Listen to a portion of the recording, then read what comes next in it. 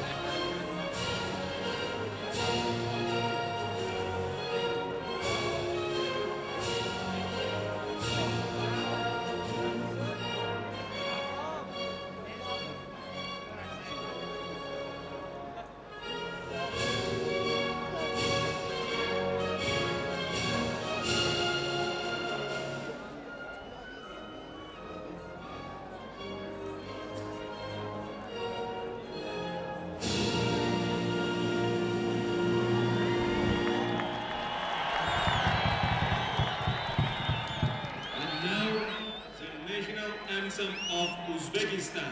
Xonimlar va janoblar, O'zbekiston Respublikasi madhiyasi.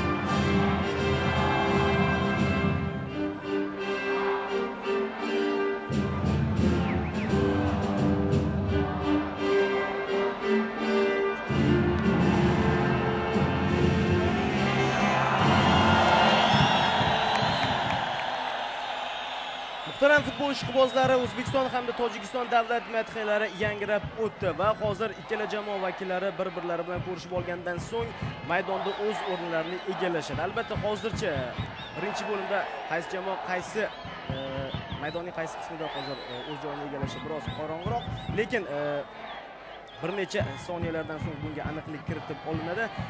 O'zbekiston milliy terma jamoasi vakillari diqqatimiz markazida. Albatta, jamoalar tarkibiga e'tibor qaratishimiz mumkin. Shu o'rinda O'zbekiston milliy terma jamoasi tarkibida o'zgarish borligini ham aytib o'tishimiz kerak. Demak, O'zbekiston milliy terma jamoasi darvozasini 21-raqam ostida Ignatiy Nesterov qo'riqlab boradi. 3-raqam ostida Shavkat Mullajonov, 7-Aziz Haydarov, 9-Odil Ahmedov, 11-Bahodir Nasimov, 15-Aleksandr Geynrix, 17-Sanjar Tursunov, 18-Timur Kapadze, 19-Vitaliy Denisov, 20-raqamda Islom To'xtaxo'jayev hamda 23-raqam ostida Vagiz Galyulin.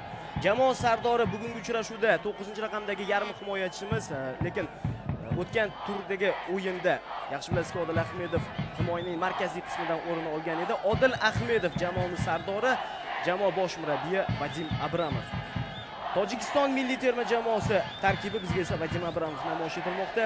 Demak, tojikistonliklar darvozasini birinchi raqam ostida Alisher To'ychiyev qo'riqlab boradi, 3-raqam ostida Sohib Suvonqulov, 4-Erach Rajabov, 6-Davronjon Ergashev, 9-Nuriddin Davronov, 12-Farhod Vasiyev, 13-Ahtam Hamroqulov, 15-Komil Saidov, 17-Dilshod Vasiyev, 20-raqam ostida Xurshid Mahmudov, 21-Jamshid Ismoilov.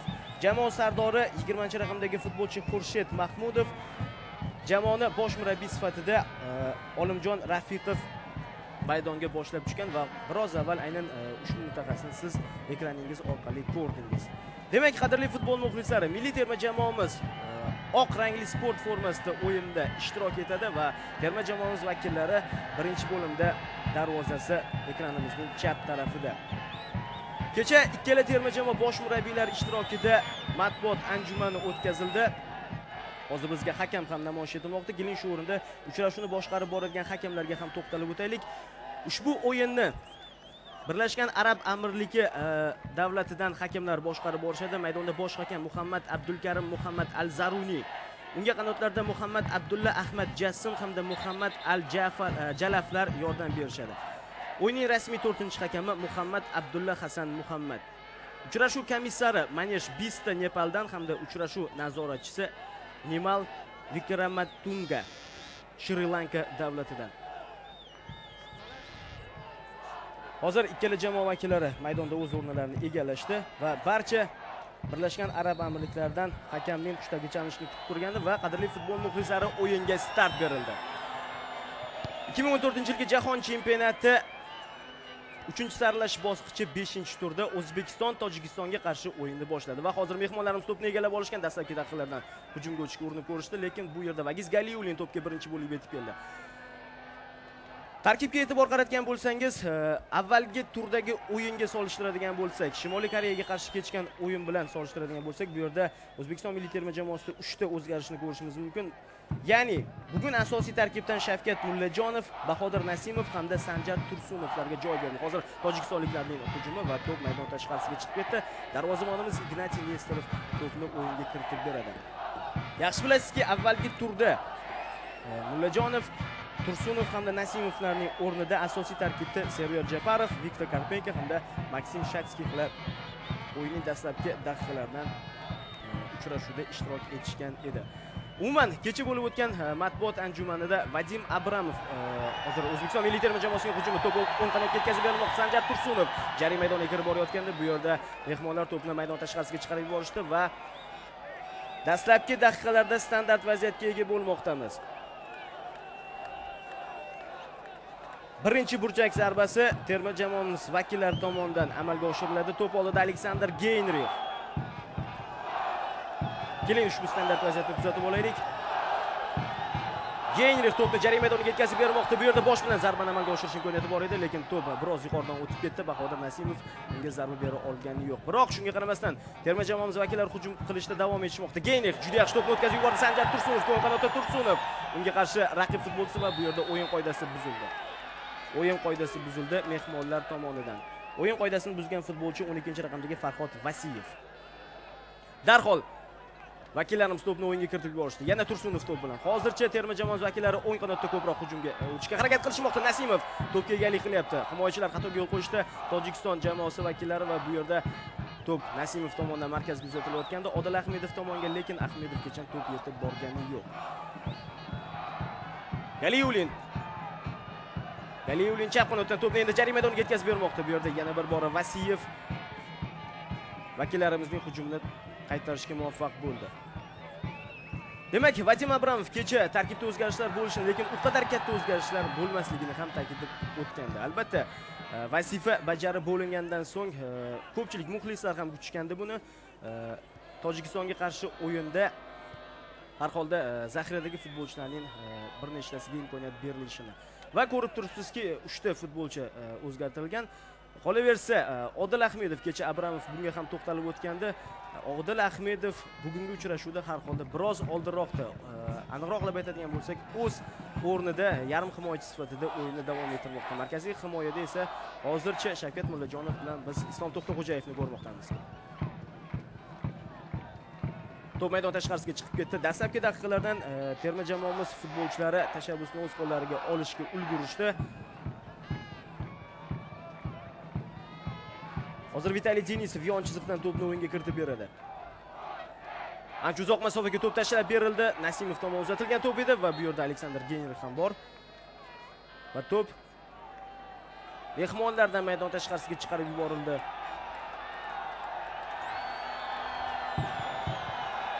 Yana bir burchak zarbasi endi qarama-qarshi nuqtadan, esingizda bo'lsa, aynan shu nuqtadan to'p uzatilganda Shimoliy Koreya darvozasi ishg'ol etilgandi. Yana bir bora to'p oldi Aleksandr Geynrix. Geynrix to'pni jarima maydoniga yetkazib bermoqda. Ochig'i Geynrixning o'zi ham hozir bu to'p uzatilishidan qoniqish hosil qilmagan bo'lsa kerak. Har holda Geynrixning to'p uzatishiga o'xshagani yo'q. Aziz Haydarov, Odil Ahmedov juda yaxshi to'pni Sanjar Tursunovga yetkazib bermoqda. Tursunov to'p bilan terma jamoamiz vakillari raqib futbolchilarni hatto maydon markaziga ham yetib kelishlariga u qadar yo'l qo'yishayotgani yo'q. To'liq ustunlik futbolchilarimiz tomonidan. Vitaliy Denisov uzoq masofadan zarba berishi mumkin. Yo'q. To'pni Odil Ahmedovga yetkazib berishga qaror qildi. Odil Ahmedov o'z navbatida Timur Kapadze to'p bilan ta'minlamoqda. To'p jarima maydoni ichida. Bagis Galiulin tomonidan uzatilgan to'p, lekin bu yerda nihoyat to'p darvozabonga yetkazib berilgandan so'ng tojikistonlik futbolchilar O'zbekiston milliy terma jamoasi hujumini to'xtatishga muvaffaq bo'lishdi. Darvozabon hozir to'pni o'yinga kiritishda xatoga yo'l qo'yganda, lekin tojikistonlik futbolchilar uni o'zlarida saqlab qolishdi. Hozir endi Tojikiston terma jamoasi vakillarining hujumini ko'rmoqdamiz. Biroz ehtiyot bo'lish kerak va bu yerda to'p har holda jarima maydonidan uzoqlashtirildi. Qolaversa, mehmonlar tomonidan o'yin qoidasi ham buzildi. Albatta, 4-tur natijalardan so'ng O'zbekiston hamda Yaponiya milliy terma jamoalari bir xil ochko jamg'argan holda guruhda peshqadamlikni o'z qo'llariga olishgandi va bu yerda birgina to'plar nisbatiga ko'ra yaponiyaliklar ancha oldinda borishayotganda. Yaxshi bilasizki, ikkita o'yin natijasiga ko'ra Tojikistonga qarshi 3-4 tur o'yinlaridan so'ng yaponiyaliklar raqib darvozasiga 12 ta gol urishga muvaffaq bo'lishgan. Javobsiz 12 ta gol va o'z navbatida Yaponiya milliy terma jamoasining to'plar nisbati 5-tur boshlangunga qadar 14 ta urilgan va bitta dona to'p o'tkazib yuborilgan. Hozir Odil Ahmedov oldinga qarab boryapti. Bir o'zi juda katta masofani bosib o'tdi va so'nggi pallada biroz to'pni o'zidan uzoqlashtirib yubordi. Sanjar Tursunov. Tursunov to'pni yana Ahmedovga yetkazib berdi. Ahmedov to'p bilan ikkita futbolchi qurshovida qolib ketdi va mehmonlar to'pni maydon tashqarisiga chiqarib yuborishdi. 9-raqamdagi Nuriddin Davronov himoyachilarga yordamga yetib keldi. Yana Odil Ahmedov, Sanjar Tursunov.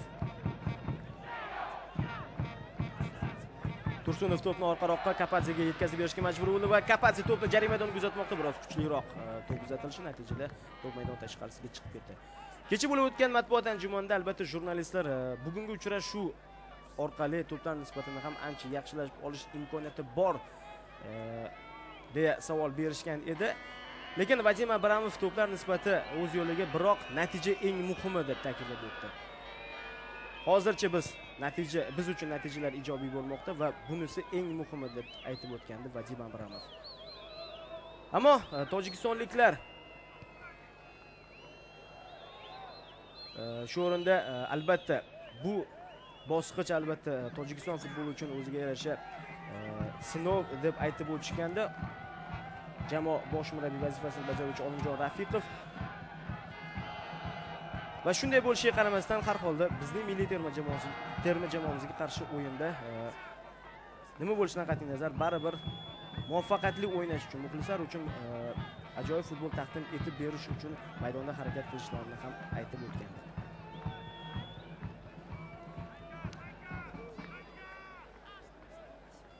Ahmedov to'p maydon tashqarisiga chiqib ketdi. Shavkat Mullajonov uni maydonda saqlab qola olgani yo'q va yon chiziqdan jarima maydoniga ancha yaqinroq bo'lgan joydan tojikistonlik futbolchilar to'pni o'yinga kiritib berishadi. Jamshid Ismoilov bu ishni amalga oshirdi. Rajabov to'p jarima maydoni ichida ehtiyot bo'lish kerak va tan olib aytish kerakki, hozircha ortda qolgan vaqt davomida eng xavfli vaziyatni tojikistonliklar amalga oshirishga ulgurishdi. 15-raqamdagi futbolchi Komil Saidov to'p aynan unga uzatilgandi hozir. Odil Ahmedov to'pni Tursunovga yetkazib bermoqda.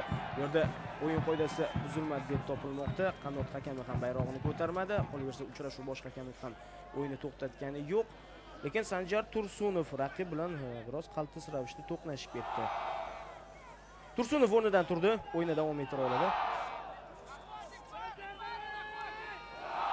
Bu safar endi burchak zarbasini Sanjar Tursunovning o'zi amalga oshiradi. To'p jarima maydoniga yetkazib berilmoqda.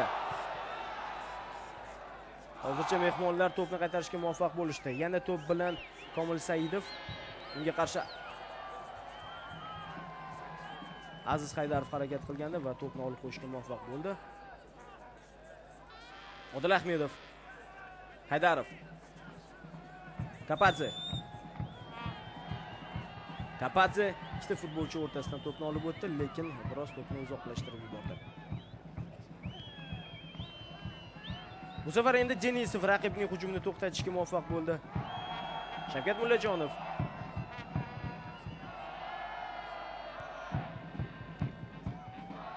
Har holda Shavkat Mullajonov biroz markazga o'tgan holda Islom To'xtaxo'jayevga yordam berishga urinmoqda, lekin aslida hozir milliy terma jamoamiz 3 ta himoyachi bilan harakat qilayotganligini aytib o'tishimiz mumkin. Sanjar Tursunov jarima maydoni ichida to'pni markazga yetkazib bermoqchi edi, lekin hujumchilarimiz biroz oldinroq o'tib ketishdi. To'p bilan Geynrix, Galiulin to'pni markazga yetkazib bermoqchi edi. Bu yerda raqiblar tomonidan to'p maydon tashqarisiga chiqarib yuborildi. Hozir juda yaxshi to'p uzatilishi amalga oshirildi. Qolaversa Tursunov ham yuqori tezlik namoyish etdi. Bu esa biroz avvalgi hujum. Tojikistonlik futbolchilar ega bo'lgan vaziyat hamda Komil Saidov to'pga zarba bera olmagandi. Geynrix burchakdan to'pni jarima maydoniga yetkazib bermoqchi bo'lgandi. Bu yerda yana bir bora Aleksandr Geynrixning to'piga muvaffaqiyatli chiqqani yo'q. Aniqroq qilib aytadigan bo'lsak, to'p Vagiz Galiulinga tekkan holda maydon tashqarisiga chiqib ketdi. Galiulin ulgurgani yo'q. To'pdan o'zini olib qochishga va hozir Tojikiston milliy terma jamoasi darvozaboni Alisher To'ychiyev to'pni o'yinga kiritib beradi.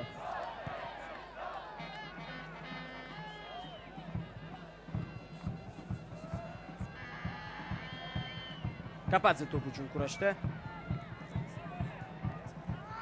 Vaziyatdan chiqib ketishga muvaffaq bo'ldi, lekin to'pni aniq yetkazib bera olgani yo'q. Jamoadoshi Nasimovga va bu yerda Nasimov o'yin qoidasini buzdi.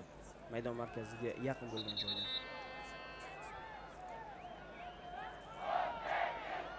Uchrashuv bosh hakami Muhammad Abdulkarim Muhammad Al-Zaruni shifokorlarning maydonga tushishiga ruxsat berdi. Biroz vaziyat jiddiyga o'xshaydi. Xurshid Mahmudov,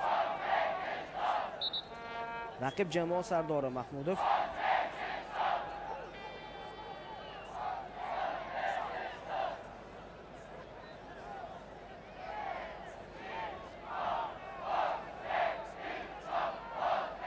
Albatta, Mahmudov hozirgi vaziyatda to'pni olib o'tishga ulgurganda va Bahodir Nasimov o'zini kech qoldi. Raqibning yo'lini to'sishga ham qolaversa to'pni raqibdan olib qo'yish uchun.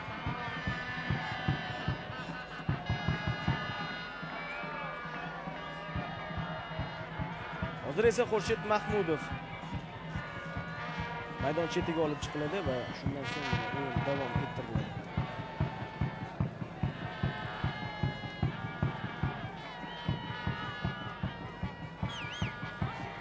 Maydondagi futbolchilar esa fursatdan foydalangan holda biroz yengil nafas olishga ham ulgurishdi.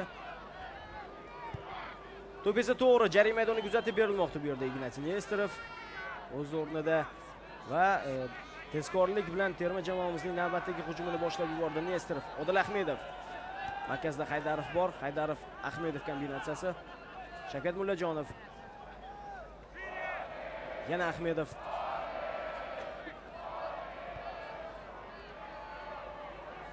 Vitaliy Denisov, Geynrix to'pni chiroyli ravishda Timur Kapadze'ga o'tkazib yubormoqchi edi, lekin raqiblar ham buni payqay olishdi. Albatta, hozir terma jamoamizning futbolchilar maydondagi joylashuviga e'tibor beradigan bo'lsak, bu yerda Odil Ahmedov erkin futbolchi sifatida o'yinni davom ettirmoqda. Sanjar Tursunov to'p bilan, yonida Kapadze bor. Tursunov to'pni orqa-roqqa Haydarovga yetkazib berdi. Haydarov esa tayanch yarim himoyachisi, Kapadze hujumchilar ortidan joy egallagan.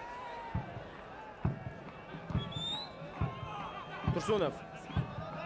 Futbolchilarimiz qanotlarni faollik bilan ishga solishga harakat qilishmoqda, lekin hozircha qanotlardan tashkil etilayotgan hujumlar hozircha samara bergani yo'q.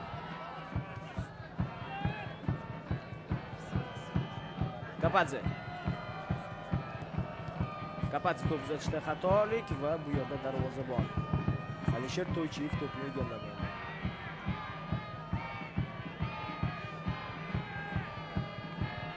Raqib jamoa sardori ham maydonga qaytdi. O'yinga tashqari holat.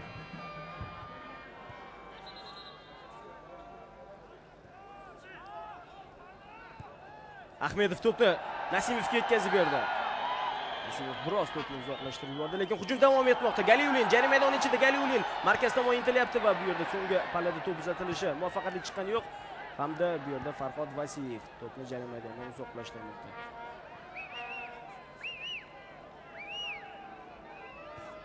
Komil Saidov.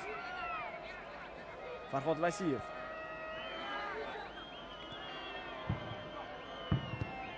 Rajabov to'pni oldingi chizikka uzatib berganda, bu yerda Odil Ahmedov navbatdagi hujumga boshlamoqda. Nasimov yaxshi imkoniyatga ega bo'layotgandi, lekin o'z vaqtida chiqib kelishga ulgurdi. Tojikiston terma jamoasi darvozaboni Alisher To'ychiyev. Hozir ikkita to'p uzatilishi amalga oshirildi Nasimov tomonga. Lekin ikkalasida ham raqiblar himoyalanishga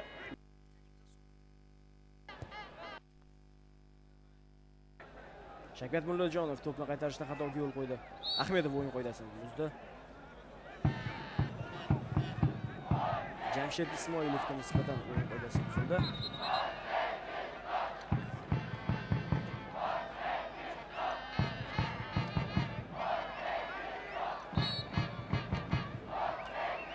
Ismoilovning o'zi to'pni oldingi chizib uzatib berganda, bu yerda hujum davom etmoqda. Tojikiston milliy terma jamoasida biroz ehtiyotkorlik bilan o'ynash kerak. Vitaliy Denisov. Ehtiyotkorlik shundan iboratki, jarima maydoni ichida imkon qadar raqibga nisbatan o'yin qoidasini buzmaslik lozim.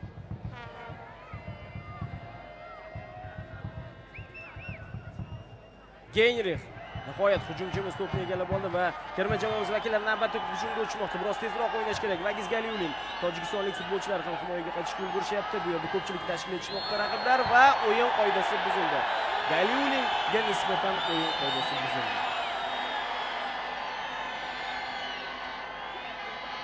9-raqamdagi futbolchi Nuriddin Davronov Galiulinni qo'pollik evaziga to'xtatdi.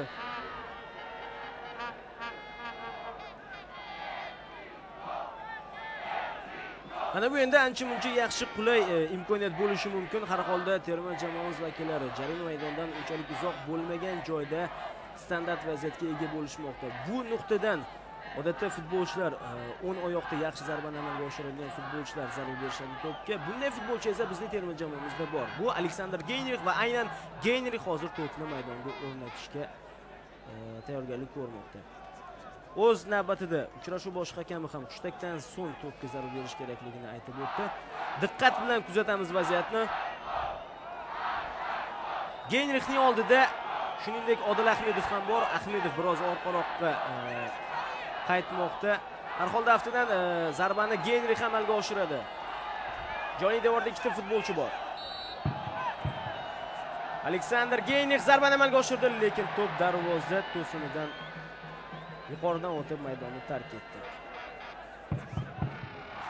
Ochig'i hozircha Geynrixning zarbalari muxlislar kutganchalik bo'layotgani yo'q. Ikkita vaziyatda burchakdan to'pni o'yinga kiritganda ham hatto to'pni o qadar yuqoriga ko'tara olmadi.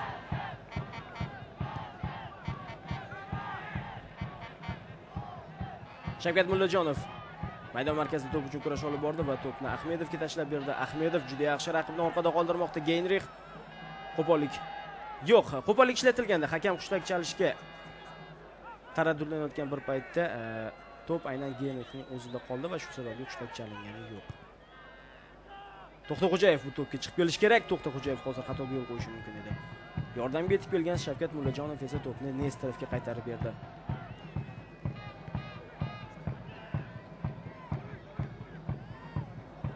Ahmedov raqibdan to'pni olib qo'yishga muvaffaq bo'ldi va oldinga qarab boryapti. Bu yerda Sanjar Tursunovni hujumga undadi. Tursunov bu safar raqibdan o'tib keta olgani yo'q. Rajabov. Ismoilov. va Shavkat Mullajonov to'pni maydon tashqarisiga chiqarib yubordi.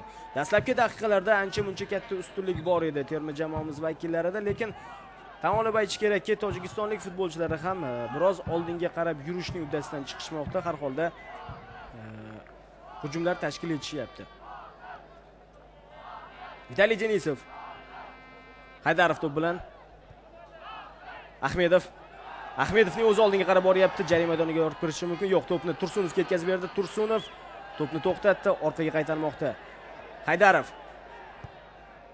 O'z navbatida Haydarov endi hujumni qarama-qarshi qanotdan davom ettirish kerakligini inobatga olgan holda Galiulinga to'p yetkazib bergan. Galiulin jarima maydoni ichiga kirib bordi. So'nggi palada Galiulin to'pni uzatishda yoki kech qolyapti yoki himoyachilar o'z vaqtida Galiulin to'pga zarba berayotganda to'pning yo'liga to'g'anoq bo'lishga ulgurishyapti. Ana endi Genrix jarima maydoni ichida, bu safar endi qarama-qarshi burchakdan Galiulin to'pni o'yinga kiritib beradi. Vagiz Galiulin to'pni jarima maydoniga yetkazib berdi, lekin bu yerda Dilshod Vasiyev to'pni qaytardi. Tojikiston terma jamoasi futbolchisi.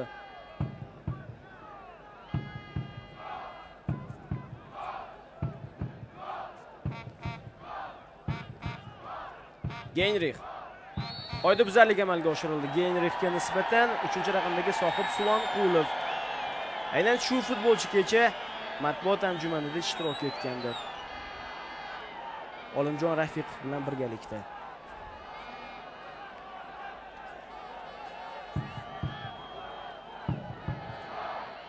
Balkim bu safar terma jamoamiz vakillarining omadi yurishar. To'p oldida yana Odil Ahmedov bilan birgalikda Aleksandr Genrix.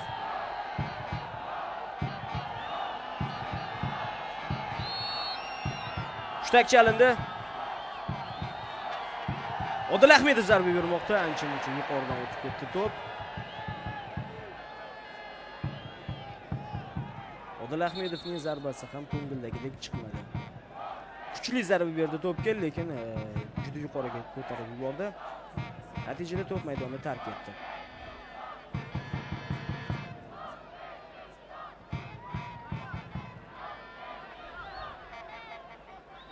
Mehmonlar darvozaboni Alisher To'chiyev to'pni o'yinga kiritib berdi. Haydarov maydon markazida. Terma jamoamiz vakillari to'pni egallab olishdi. Ahmedov. Va bu yerda Ahmedov to'pni raqibga oldirib qo'ydi. Islom To'xtaxo'jayev birinchi bo'lib chiqib kelish kerak. To'xtaxo'jayev to'pga yetib keldi. Maydonda saqlab qoldi uni. Tursunov to'p bilan. Raqib qo'pollik ishlatayotganda, lekin Tursunov muvozanatini yo'qotgani yo'q. Haydarov.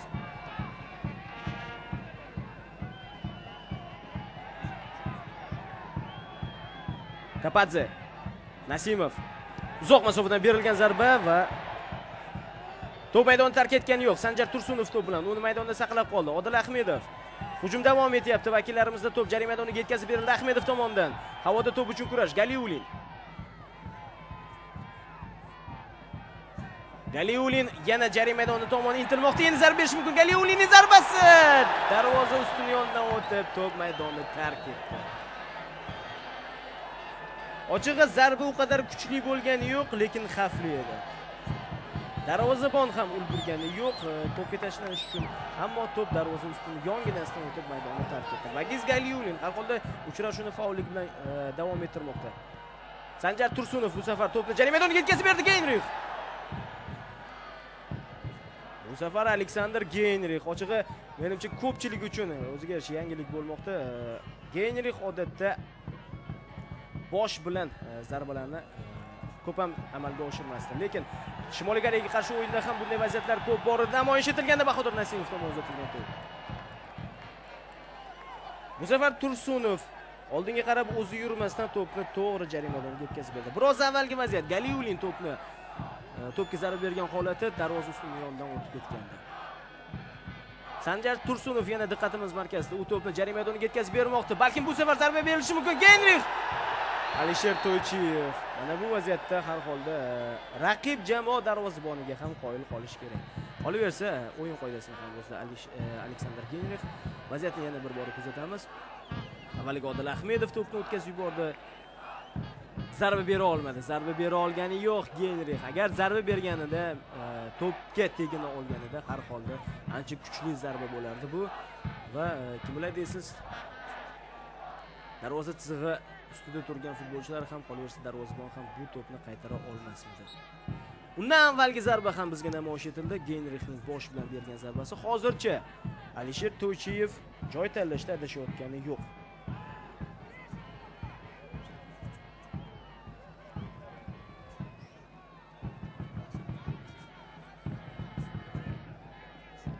Yana futbolchilarimiz to'liq ustunlikni o'z qo'llariga olishdi. Har holda endi tojikistonliklar butun diqqat e'tiborlarini himoyaga qaratishga majbur bo'lishmoqda. Tursunov Geynrix bilan o'ynadi. Geynrix Nasimovga to'pni o'tkazib yubormoqchi edi.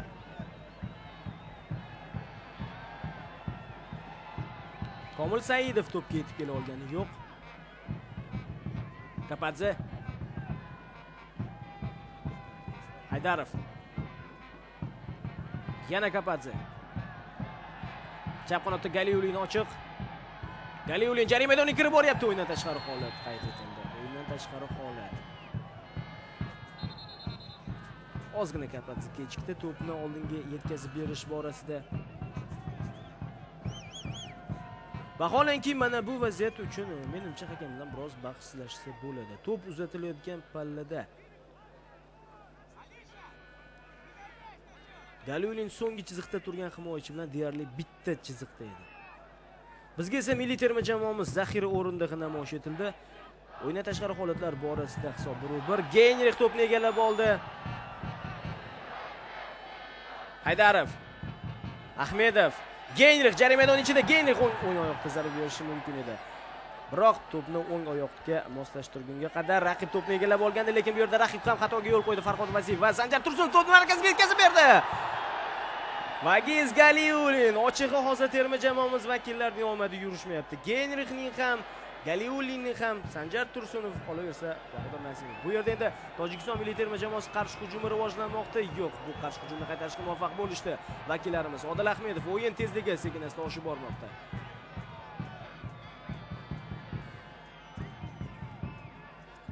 Bundan avvalgi vaziyatda ketma-ket hujumlardan keyin nihoyat muxlislar hisob ochilishini kutishgan bo'lsa kerak.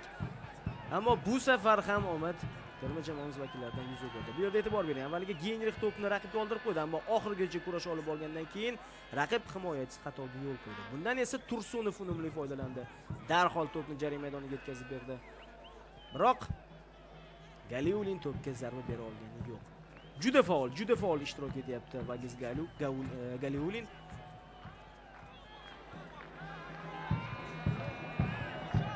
Kapadze to'p jarima maydoniga kuzatilmoqda. Darvozabonga to'pga birinchi bo'lib chiqib keladi.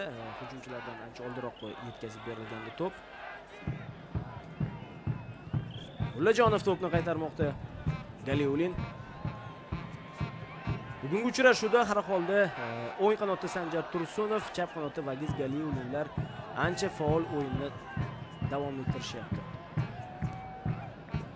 Aziz Haydarov to'p bilan biroz avval bu futbolchiga tibbiy yordam ko'rsatilgandi, lekin Haydarov maydonga qaytdi. Timur Kapadze, Denisov ham hujumga qo'shilyapti. Denisov o'zi zarba berishi mumkin. To'pni Galiulinga qoldirdi. Galiulin to'pni jarima maydoniga kuzatmoqda. Bu yerda Tursunovgacha to'p yetib kelmaydi. Sababi Jamshid Ismoilov to'pni maydon tashqarisiga chiqarib yubordi.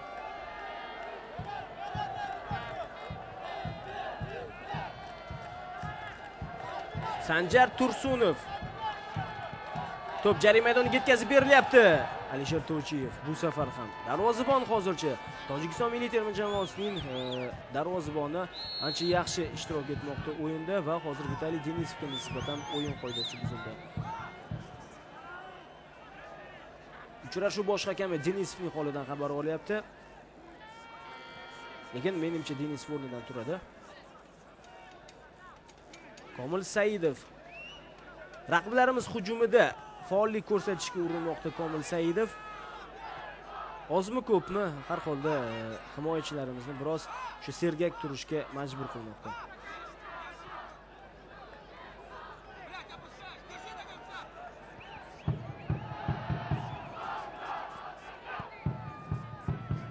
Denisov bu to'pga birinchi bo'lib yetib keladi. Markazda Odil Ahmedov to'pni qabul qilib oldi va juda yaxshi to'pni uzatishni amalga oshirayotgandi. Yo'q, bu yerda Tursunovgacha to'p yetib bormadi. Ulijonov to'pni maydonda saqlab qoldi. Tursunov, Geynrix.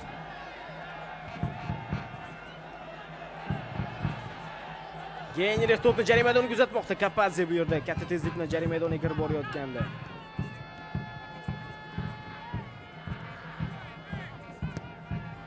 Xurshid Mahmudov. Yana Komil Saidov tomonidan uzatilgan to'p.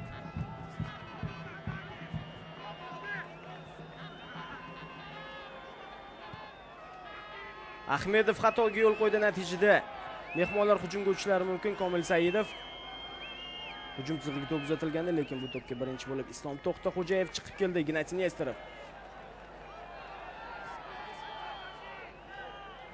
Haydarov, Ahmedov. Tursunov tomonidan to'p yetkazib berildi.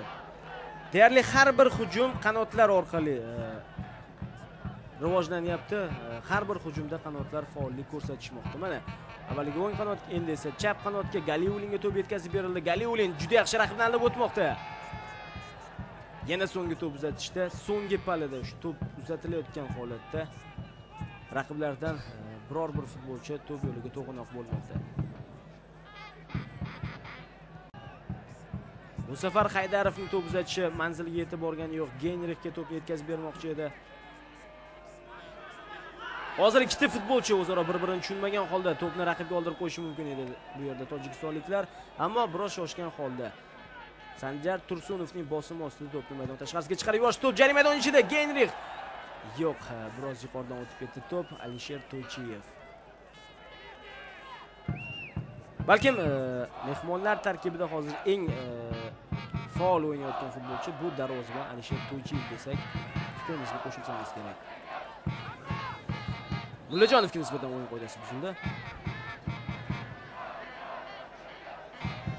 Kapadze, Ahmedov, Nasimov to'p so'rayotganda to'pinga yetkazib berildi. Nasimov to'pni markazga Geynrixga yetkazib bermoqchi bo'ldi. Balkim chap oyoqda shu yerning o'zidan kuchli zarbani amalga oshirish kerak edi. Har holda unga qarshilik qiladigan futbolchi biroz nariroqda turgandi. Yana bir burchak zarbasi. Geynrix ikkala burchakdan ham to'pni o'yinga kirishga harakat qilib ko'rdi. Har bir urinish muvaffaqiyatli chiqqani yo'q. Va endi qanot futbolchilar bu ishni amalga oshirishmoqda. Kapadze. Geynrixning to'p uzatishlari muvaffaqiyatli chiqmagandan keyin o'ng qanotdan Sanjar Tursunov, burchakdan chap burchakdan esa Vagis Galiulilar burchak zarbasini amalga oshirishmoqda. O'yindan tashqari holat. O'yindan tashqari holatda Ahtam Hamroqulov, Tojikiston terma jamoasi vakili.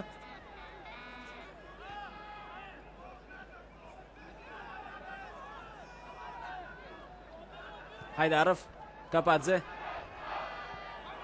Galiulin. Yana Haydarov. To'pni Odil Ahmedovga yetkazib berdi. Odil Ahmedov uzoq masofadan berilayotgan zarba, lekin juda noaniq.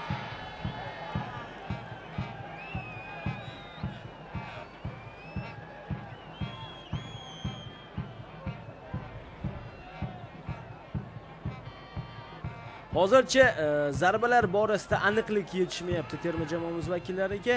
Qolaversa, so'nggi to'p uzatish borasida yoki ozgina kech qolishyapti yoki bo'lmasam raqiblar uzatilgan to'pni qaytarishga muvaffaq bo'lishmoqda.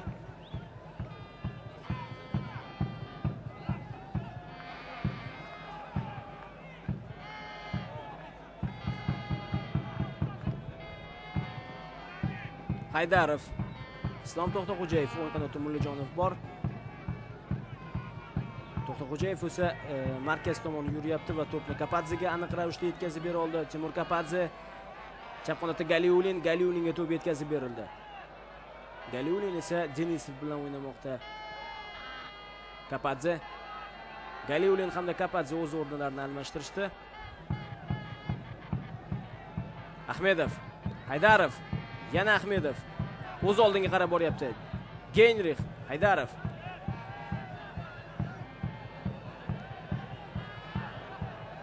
Haydarov hozir to'pni raqibga oldirib qo'yishi mumkin edi. Yo'q, vaziyatdan chiqib keta oldi Aziz Haydarov. Mana bu vaziyatda endi Xurshid Mahmudov ham chiroyli harakat qildi. Jamshid Ismoilov Shavkat Mullajonovdan o'tib keta olgani yo'q va bu yerda futbolchilarimiz to'pga egalik qilishmoqda. Ignatiy Nesterov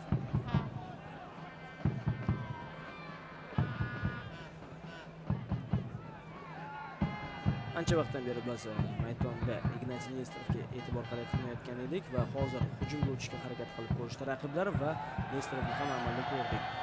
Galiulin tomon uzatilgan to'p. Bu safar ham mehmonlar to'pni maydon tashqarisiga chiqarib yuborishdi.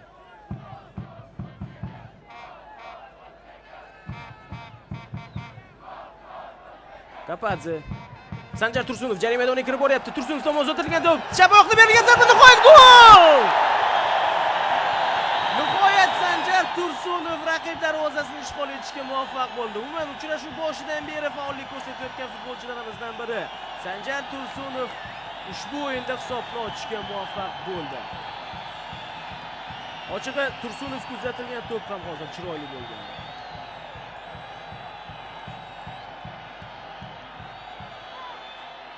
Paxtakor markaziy stadionida muxlislar ham ushbu golni nishonlashga tushib ketishdi. Bu yerda to'p uzatilishi ham chiroyli bo'lgan. Hozir bizga takrorlarda albatta namoyish etiladi. Sanjar Tursunovning o'zining harakatlari ham bu yerda tahsinga loyiq. E'tibor bering, Kapadze juda yaxshi to'pni yetkazib berdi. Tursunovni qo'riqlashda xatoga yo'l qo'ydi Jamshid Ismoilov. Keyinchalik bu yoq endi individual mahorat Tursunovning mahorati. Jamshid Ismoilovni dog'da qoldirdi. Va chap oyoqda kuchli zarba. Nihoyat Alisher To'ychiyev o'z darvozasidan to'p olib chiqdi. O'yindan tashqari holat yo'q. Hech qanday o'yindan tashqari holat yo'q. Ammo bu yerda e'tibor bering, terma jamoamiz vakillari bir-birlarini qanday tushunishganliklari. Tursunov tezlik oldi hamki, jarima maydoni tomon intildi hamki, bu yerda Kapadze darhol unga to'pni yetkazib berdi. Hozir esa endi biroz ehtiyotkorlik bilan harakat qilish kerak, sababi raqiblar standart vaziyatga ega bo'lishmoqda. To'p oldida Farhod Vasiyev.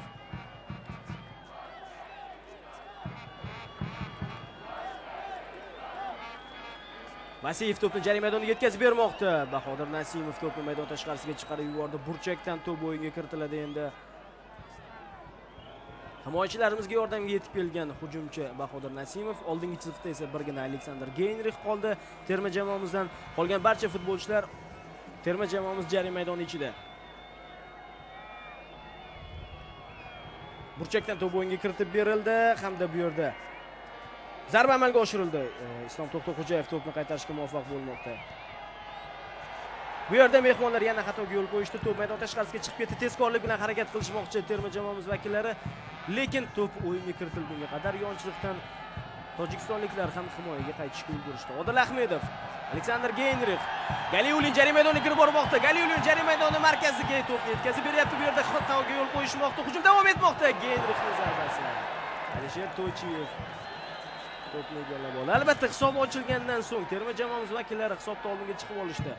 Ancha vaqt davomida, qariyb yarim soatdan ko'proq vaqt davomida ketma-ket hujumlar tashkil etishdi va raqib darvozasi ishg'ol etilmayotgan edi. Har holda darvozabon mana bu holatga o'xshash vaziyatlarda darvozasini gollardan saqlab qolayotgandi. Lekin shunday holat davom etavergach, albatta ozgina bosim yuzaga keladi va ushbu bosim menimcha Tursunovning golidan keyin har holda terma jamoamiz futbolchilaridan olindi deb aytishimiz mumkin. Bundan buyog'iga nisbatan erkinroq maydonda o'ziga yarasha o'sha improvizatsiyaga ham yo'l qo'yishlari mumkin.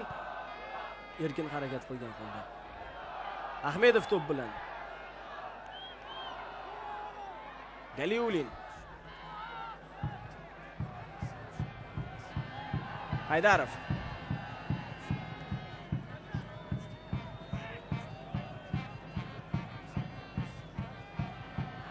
Denisov to'p bilan o'zi chap oyoqda zarba berishi mumkin. Yo'q, to'pni Galiulinga yetkazib beryapti. Albatta aldamchi harakatlar kuzatilmoqda. Denisovda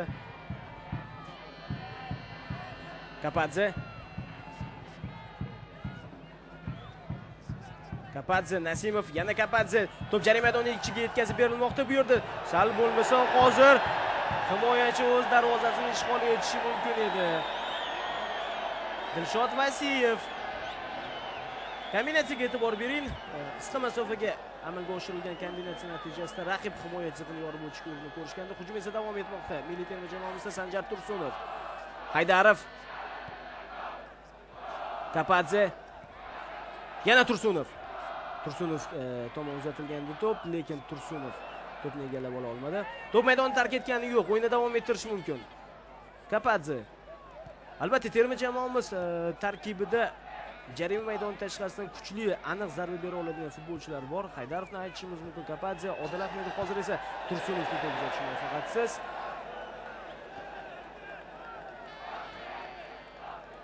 Va to'p maydon tashqarisiga chiqib ketdi.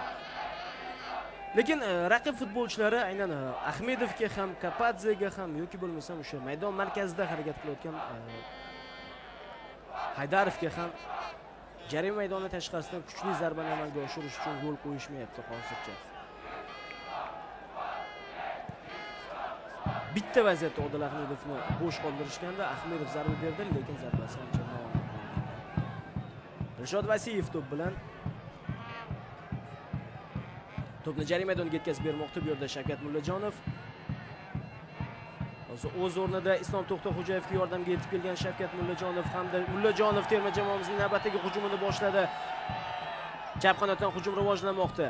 Nasimov to'pni orqaga qaytarishga majbur.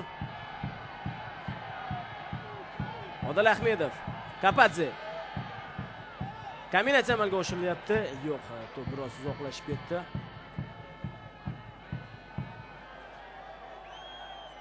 Nuriddin Davronovdan esa hozir Odil Ahmedov to'pni olib qo'yishga muvaffaq bo'ldi. Shavkat Mullajonov. Mana Mullajonov aslida o'ng qanotda o'ynamoqda, lekin vaziyat taqozo etadigan bo'lsa, markazga yordam berish kerak.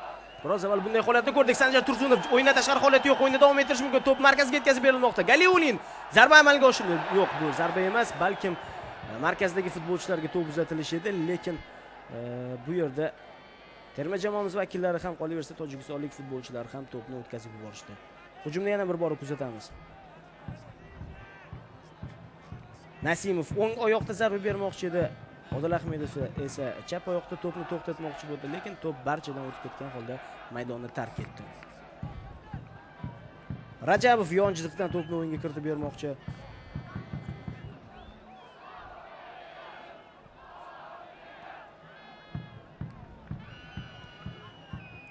E'tibor bering. Burchakdan to'pni o'yinga kiritish borasida birinchi bo'lim hali o'z yakuniga yetgani yo'q. Hisob 10-1. Haqiqatan ham o'ng burchakdan ham chap burchakdan ham bir necha bora vakillarimiz to'pni o'yinga kiritishdi. Sanjar Tursunov yana bir bora bu ishni amalga oshirishadi. Bu endi 11-burchak zarbasi.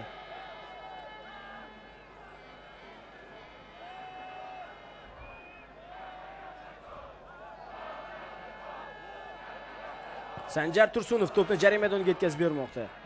Hozircha himoyachilar to'pni qaytarishdi. Geynrix menimcha biroz faullash kerak. Geynrix albatta avvalgi uchrashuvda juda yuqori kayfiyatda o'tkazib olgandi. Hozir to'p jarima maydoniga yetkazib berilgandi.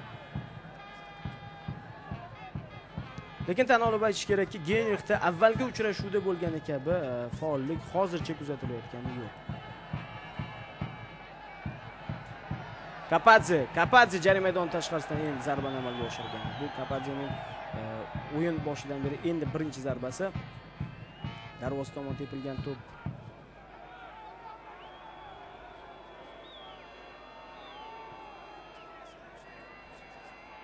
Haydarov, Denisov, Odil Ahmedov to'p bilan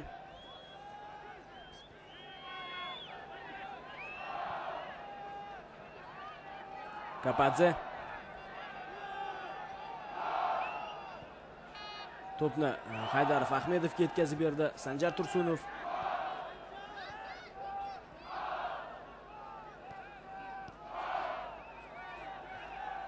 to'p jarima maydoniga uzatilganda hozir terma jamoamiz vakillari bir-birlarini yaxshi tushunishgani yo'q.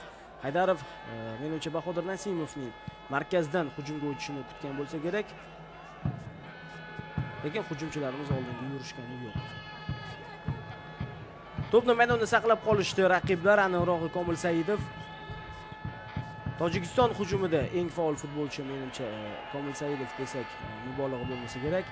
Hozir Galiulin to'pni o'tkazib yubordi, lekin tojikistonliklar ham uni maydonda saqlab qola olishmadi. Qadrli futbol muxlislari, birinchi bo'lim sekin-asta o'z yakuniga yetib bormoqda. Eslatib o'taman, Toshkentdagi Paxtakor markaziy stadionida O'zbekiston hamda Tojikiston milliy terma jamoalari Jahon chempionati 3-saralash bosqichida uchrashuvda ishtirok etmoqda. Hozir hisobni o'zgartirish imkoniyati bor Galiulin. Yana bir bora Galiulindan omad yuz o'girmoqda. Ikkita futbolchi hozir menimcha shoshib qolishdi. So'nggi qarorni qabul qilish borasida biroz shoshma-shosharlikka yo'l qo'yishdi. Vaholanki mana bu vaziyatda Galiulin o'zi uchun imkoniyatni yarata olgandi. Galiulin qolaversa Sohib Suvonqulovni ham aldab o'tishga muvaffaq bo'ldi. Bu yerda Nasibov ham to'p kutib turganda, bu safar ham Galiulinning zarbasidan keyin to'pni raqib jamoa darvozaboni Alisher To'ychiyev ushlab olishga muvaffaq bo'ldi.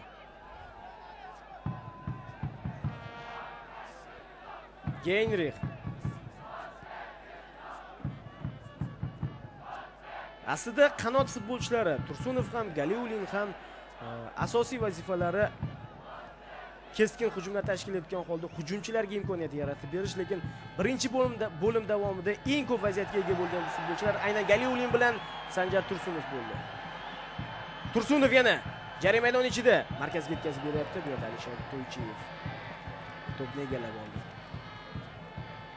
Hujumchilarimizdan ko'ra ko'proq qanot futbolchilarimiz imkoniyatga ega bo'lishdi. Tursunov gol urdi, lekin Galiulin ko'pgina vaziyatlarda zarbasidan keyin darvozabon muvaffaqiyatli o'ynamoqda. Haydarov birinchi bo'limga 1 daqiqa vaqt qo'shib berildi va aynan shu qo'shib berilgan daqiqa davom etmoqda Aleksandr Geynrixda. O'yindan tashqari holat.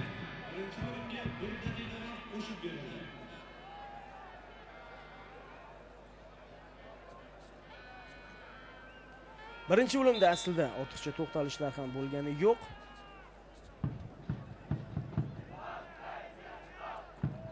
Bitta vaziyatda raqib jamoa futbolchisi Xurshid Mahmudovga tibbiy yordam ko'rsatilganda boshqa bunday vaziyat yuzaga kelmadi birinchi bo'limda va 1 daqiqa vaqt aslida yetarli. Hozir yana raqibdan to'pni olib qo'yishi mumkin edi. Galiulin olib qo'ydi ham, oldinga qarab yurayotganda uni qo'pollik evaziga to'xtatishdi hamda uchrashuv bosh hakami Muhammad Abdulkarim Muhammad Al-Zaruni cho'ntagidan sariq kartochka olib 6-raqamdagi futbolchi Davronjon Ergashevni ogohlantirdi. Birinchi bo'lim so'nggi soniyalarida o'yindagi dastlabki sariq kartochka.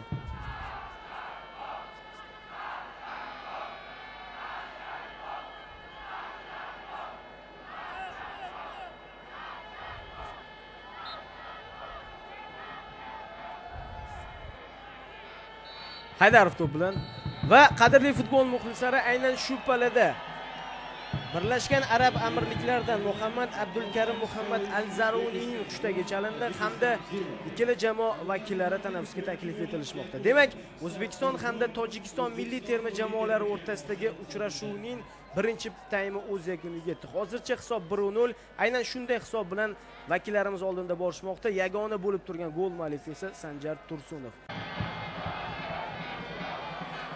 Muhtaram futbol ishqibozlari, biz yana sizning diqqat e'tiboringizni Toshkentdagi Paxtakor markaziy stadionga qaratamiz. Bu yerda Jahon chempionati saralash 3-bosqichi 5-turda C guruhida O'zbekiston milliy terma jamoasi tojikistonlik raqiblarini qabul qilishmoqda.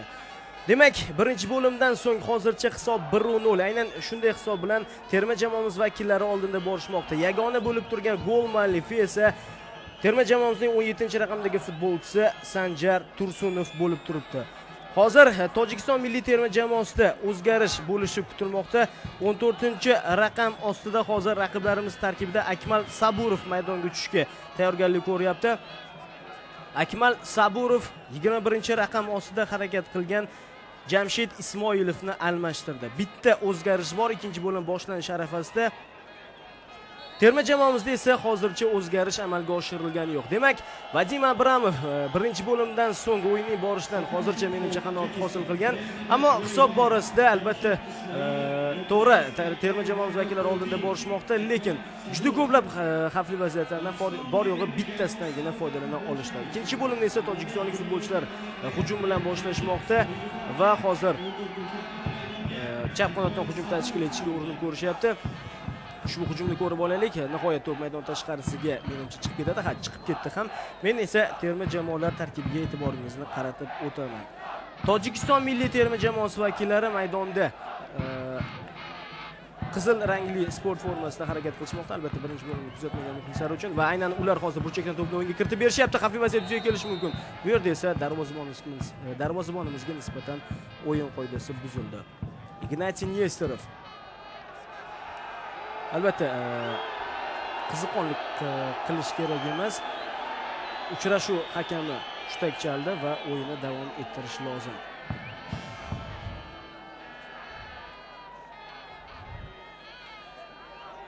Demak, Tojikiston milliy terma jamoasi darvozasi ikkinchi bo'limda endi ekranimizning chap tarafida. Darvozani esa birinchi raqam ostida Alisher To'ychiyev qo'riqlab bormoqda.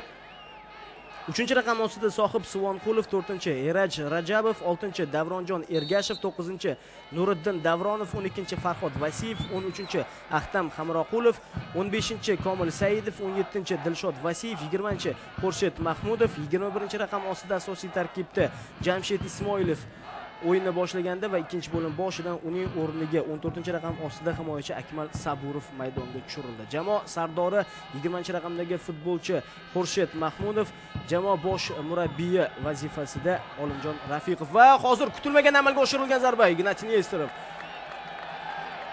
Zarbadan keyin to'pni qaytardi va bu yerda raqib futbolchisi to'pga yetib kelgunga qadar yana ikkinchi urinishda har holda to'pni egallab olishga muvaffaq bo'ldi.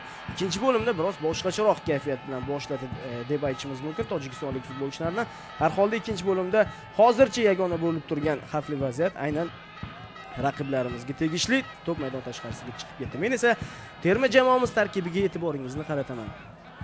Darvozani 21-raqam ostida Ignatiy Nesterov qo'riqlab bormoqda. Hozirgina Nesterovning to'pni qaytargan holatini va keyinchalik ushlab olganligini takroriy lavhada birgalikda ko'rdik.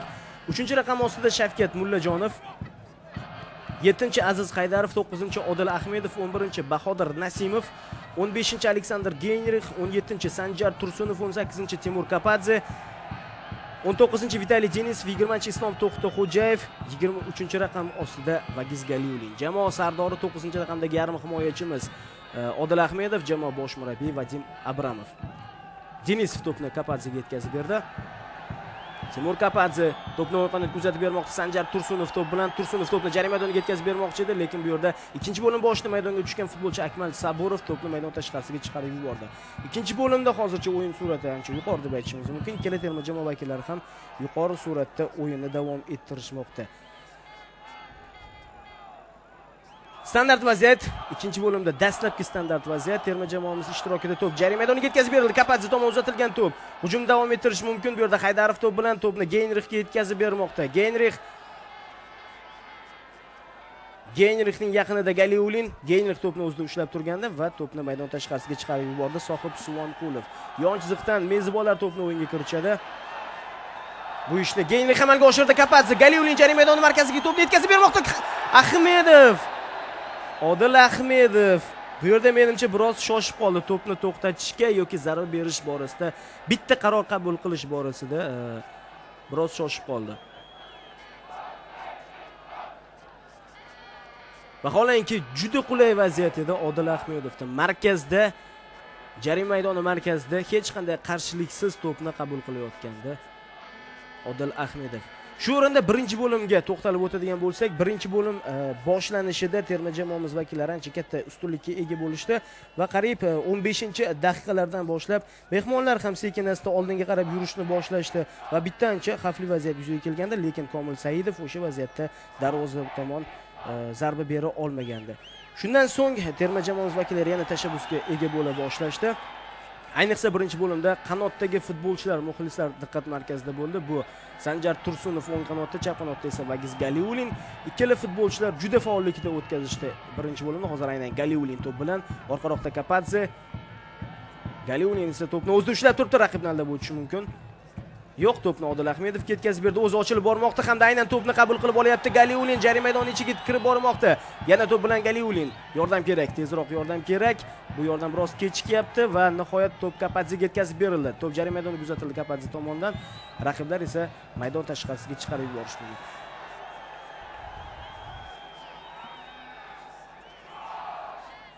Bu esa biroz avvalgi hujum, e'tibor bering. Galiulin aslida o'sha Odil Ahmedov markazda to'pni qabul qilib olishga tayyorgarlik ko'rayotganda, aslida Kapadze to'p uzatayotganda Galiulin o'yindan tashqari holatda edi. Geynrixning zarbasi. Aleksandr Geynrix, nihoyat muxlislar ikkinchi bo'limga kelibgina Aleksandr Geynrixning zarbasini ko'rishmoqda. Albatta birinchi bo'limda ham Geynrixda imkoniyat bo'ldi. Esingizda bo'lsa, burchakdan to'p o'yinga kiritilganda bosh bilan zarbani amalga oshirdi. Yana bitta vaziyatda deyarli darvozagacha 3-4 metr masofa qolganda to'pga zarba bera olgani yo'q. Keyinchalik o'yin qoidasini buzdi darvozabonga nisbatan. Umuman birinchi bo'limda Tursunovda ham qulay imkoniyatlar bo'ldi. Qolaversa Vagiz Galiulinda, ayniqsa birinchi bo'limda Galiulin ko'plab imkoniyatlarga ega bo'lgan holda ulardan foydalana olgani yo'q. Qaysidir ma'noda birinchi bo'lim omadsizi sifatida Galiulinni aytishimiz mumkin. Omad yuz o'girdi haqiqatan ham birinchi bo'lim davomida. Nihoyat bo'lim oxirlariga kelib Timur Kapadzening ajoyib to'p uzatishidan so'ng Sanjar Tursunov raqib darvozasini ishg'ol etdi. Hozir Aleksandr Geynrixning harakatini ko'rdingiz. Jamoadoshlari ancha olisda turganliklari sababli ularni qidirgandek bo'ldi. Gol urilgan vaziyatda Kapadzening to'p uzatishi ham juda chiroyli bo'ldi. Qolaversa, Sanjar Tursunov jarima maydoni ichida individual mahorat evaziga himoyachini orqada qoldirdi va kuchli zarbadan keyin hisobni ochishga muvaffaq bo'ldi. Umuman birinchi bo'limda anchagina ko'p vaziyatlarda Alisher To'ychiyev, Tojikiston milliy terma jamoasi darvozaboni, jamoasi muqarrar gollardan saqlab qoldi va yana bir zarba. Bu safar Odil Ahmedov, nihoyat Odil Ahmedov darvoza tomon to'g'ri zarbani amalga oshirdi. Buni muxlislar uchrashuv boshidan beri kutishayotgandi. Esingizda bo'lsa, Shimoliy Koreyaga qarshi o'yinda ham bittagina zarbani amalga oshirganda zarbasi aniq bo'lgandi, lekin darvozabon o'shanda to'pni ushlab olishga muvaffaq bo'lgandi. Birinchi bo'limda ham urinishlar bo'ldi Odil Ahmedovda, biroq noaniq harakatlar. Nihoyat uzoq masofadan kuchli zarbani ko'rdik, aniq zarbani Ahmedovda. Biroq darvozabon Alisher To'ychiyev bu safar ham xuddi birinchi bo'limda bo'lgan kabi terma jamoamiz hujumlarini bartaraf eta oldi. Ahmedov to'p bilan to'p maydonni tark etgani yo'q. Nihoyat Odil Ahmedovdan to'p maydon tashqarisiga chiqib ketdi.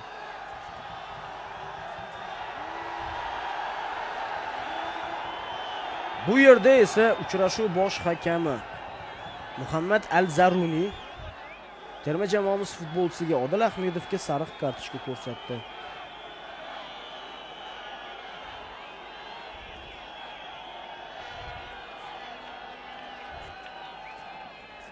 Shu o'rinda sariq kartochkalar borasida to'xtaladigan bo'lsak, birinchi bo'lim oxirida hakam tomonidan qo'shib berilgan daqiqada Vagiz Galiulinga ishlatilgan qo'pollik natijasida raqiblarimizdan 6-raqamdagi futbolchi Davronjon Ergashevga ham sariq kartochka ko'rsatilgandi. Sariq kartochkalar borasida hisob tenglashdi 1-1.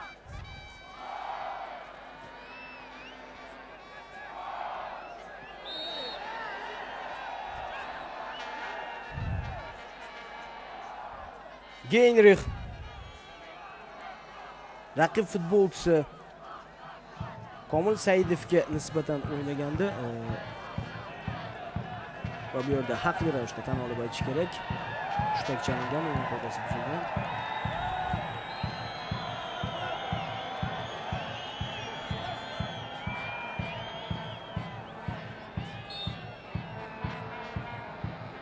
To'p jarima maydoniga yetkazib berilmoqda.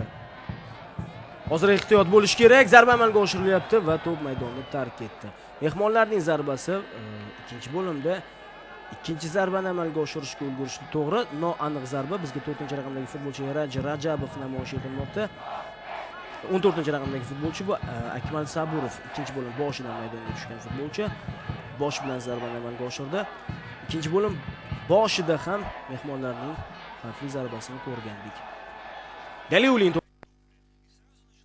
Galiulin to'pni markazdan hujumga o'tayotgan Nasimovga yetkazib bermoqchi edi. Kapadze to'pni to'xtatdi. Denisov. Qo'pollik ishlatildi bu yerda. Galiulinga nisbatan qo'pollik ishlatildi. Nuriddin Davronov Galiulinni o'yin qoidasiga xilof ravishda to'xtatib qoldi. Va terma jamoamiz tarkibida o'zgarish bo'lmoqda. Bahodir Nasimov maydonni tark etyapti. Uning o'rniga 10-raqam ostida Ulug'bek Baqoyev maydonga tushmoqda.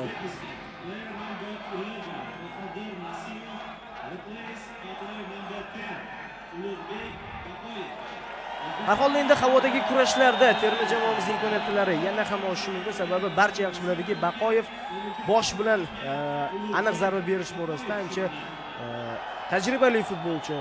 Baqoyevning har holda eng ustun tomonlaridan biri bu bosh bilan aniq o'ynay olishi. To'p oldida Aleksandr Geynrix hamda Odil Ahmedov. Menimcha Geynrix zarbani amalga oshiradi.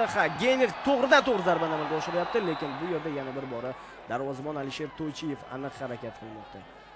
Birinchi bo'limda raqiblar tarkibida eng faol futbolchi bu shubhasiz darvozabon Alisher To'ychiyev edi. Haqiqatan ham terma jamoamiz vakillarining bir qancha xavfli hujumlardan so'ng, xavfli zarbalardan so'ng darvozasini goldan saqlab qolishga muvaffaq bo'ldi Alisher To'ychiyev. Tursunov. Haydarov to'p bilan. Sanjar Tursunov. To'pni jarima maydoniga yetkazib beradigan harakat qildi hozir Odil Ahmedov. Ahmedovning zarbasi va bu yerda Alisher To'ychiyev. Rikoshet holatidan keyin odatda bunday vaziyatlarda to'p biror bir futbolchiga tekkandan so'ng yo'nalishi o'zgarsa, darvozabonlar ancha murakkab vaziyatda qolishadi. Vaziyatni yana bir bor kuzatamiz. Lekin bu safar ham Alisher To'ychiyev tan olib aytish kerakki, joy tanlashda adashgani yo'q. Kapadze. Baqoyev. Odil Ahmedov.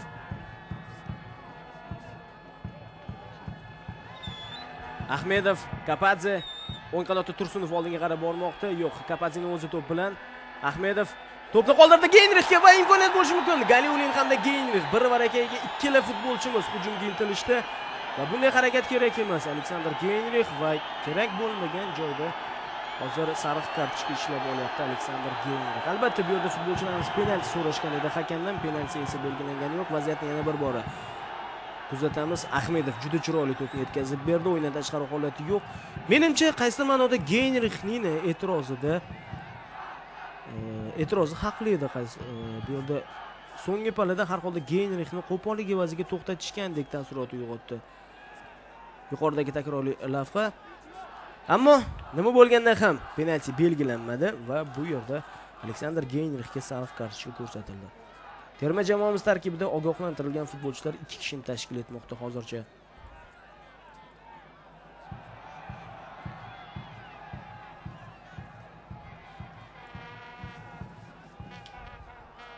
Kapadze. Denisov raqibni orqada qoldirdi va Galiulinga to'pni juda yaxshi yetkazib berdi. Markaz tomon uzatilayotgan to'p. So'nggi himoyachi sifatida harakat qilayotgan raqiblar ham aniq harakat qila olishdi. Hozir hujum esa chiroyli rivojlanayotgandi terma jamoamizda. Haydarov, Odil Ahmedov, Sanjar Tursunov, yana Odil Ahmedov.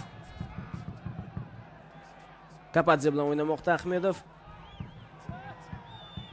Kapadze to'pni jarima maydoniga kuzatib beryapti. Bu yerda himoyachilar to'pni qaytarishga muvaffaq bo'lishdi.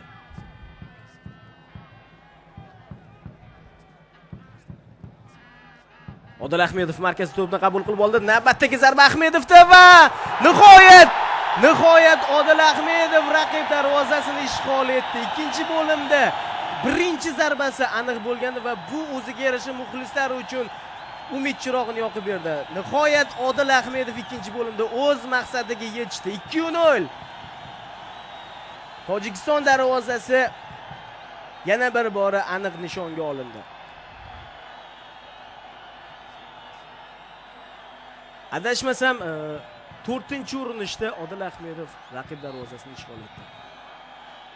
Demak, Sanjar Tursunov hamda Odil Ahmedovning aniq zarbalari bu yerda hozir O'zbekiston milliy terma jamoasining uchrashuvda 2-0 hisobda oldinga chiqib olishini ta'minlamoqda. Ancha uzoq masofadan berilgan zarba. Adashmasam bu yerda to'p yo'l-yo'lakay raqib futbolchilaridan biriga tegdi va yo'nalishni ozgina bo'lsa ham o'zgartirdi. Nihoyat Alisher To'ychiyev bu to'pni qaytarishga ojiz qoldi.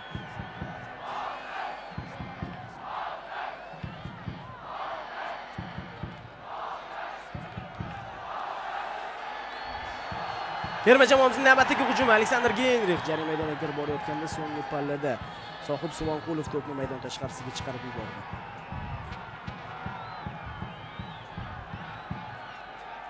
Uchrashuvning esa 61-daqiqasi o'tib bormoqda.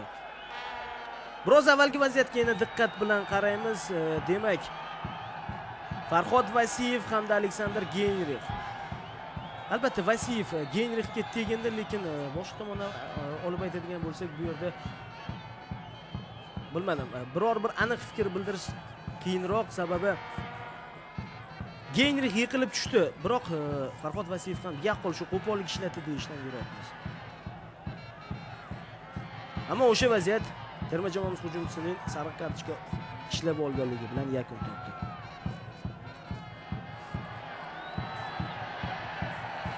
To'p maydonni tark etdi. Shavkat Mullajonov bu to'pga yetib kela olgani yo'q.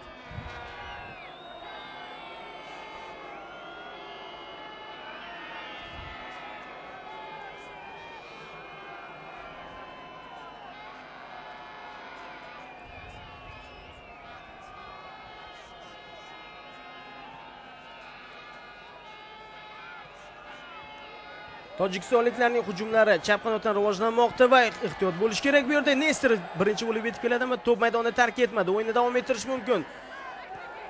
Zarba berishga imkoniyat qoldirish kerak emas va nihoyat to'pni qaytarishga muvaffaq bo'lishdi, biroq hujum davom etmoqda. Oxir-oqibat Vitaliy Denisov to'pni maydon tashqarisiga chiqarib yubordi. Birinchi bo'limda Tojikiston hujumida faol ishtirok etgan Komil Saidov bu safar ham himoyachilarimizni biroz sergakroq bo'lib o'ynashga majbur qilmoqda. Davronjon Ergashev yon chiziqdan to'pni o'yinga kiritib beradi. Aftidan to'pni to'g'ri jarima maydoniga yetkazib bersa kerak. Xuddi shunday ham bo'lyapti va Vitaliy Denisov to'pni maydon tashqarisiga chiqarib yubordi. Burchak zarbasi amalga oshiriladi. Ikkinchi bo'limda har holda raqiblarimiz ham ancha jonlanib qolishgan.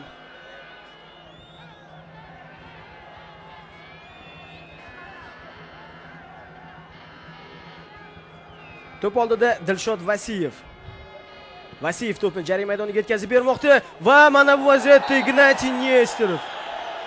Ignatiy Nesterovning juda chiroyli sefi darvozamizni muqarrar goldan saqlab qoldi. Davron Ergashev bosh bilan bergan zarbasi. Albatta hozir haqli e'tiroz bildirishga ulgurdi Ignatiy Nesterov himoyachilarga raqibga zarba berish imkoniyatini qoldirishdi. Vasiyev esa bu safar to'pni jamoadoshiga yetkazib bermoqchi edi. Ammo uchrashuv boshlaganida o'yinni to'xtatib turibdi. Ana endigina ruxsat beriladi. Vasiyev to'pni jamoadoshiga uzatib bergandi va endi qarshi hujumga o'tish imkoniyati bor. Tezkorlik bilan harakat qilgan holda Aleksandr Geynrix chap qanotdan oldinga qarab boryapti va Geynrix to'pni raqibga oldirib qo'ydi. Baqoyev Kapadziga to'pni aniq ravishda yetkazib berdi. Haydarov to'p bilan Haydarov to'pni raqibga oldirib qo'ydi va endi tojikistonlik futbolchilar oldinga qarab borish imkoniyatiga egalar. Futbolchilarimiz esa himoyada ehtiyotkorlik bilan o'ynashlari kerak. Vitaliy Denisov to'pni qaytarmoqda. Futbolchilarimiz yon chiziqdan to'pni o'yinga kiritishadi. Biroz avvalgi zarba yana bir bora bizga namoyish etilmoqda. Davron Ergashevning zarbasi va Ignatiy Nesterov ancha chiroyli harakat bilan to'pni qaytargan edi. Bu orada esa 17-raqamdagi futbolchi Dilshod Vasiyev uchrashuv bosh hakami tomonidan ogohlantirildi.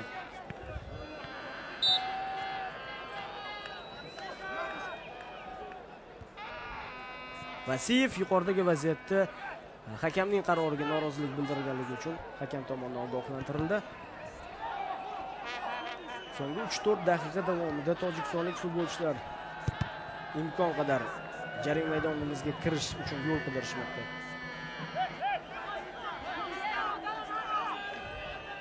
To'pni uzoqqa yetkazib berilyapti hamda Islom To'xtaxo'jayev uni maydon tashqarisiga chiqarib yubordi. Ancha baland sakradi Islom To'xtaxo'jayev. Yana bir bora burchak zarbasi. Bu ishni yana bir bora Dilshod Vasiyev amalga oshiradi, ya'ni burchakdan to'pni o'yinga kiritib beradi.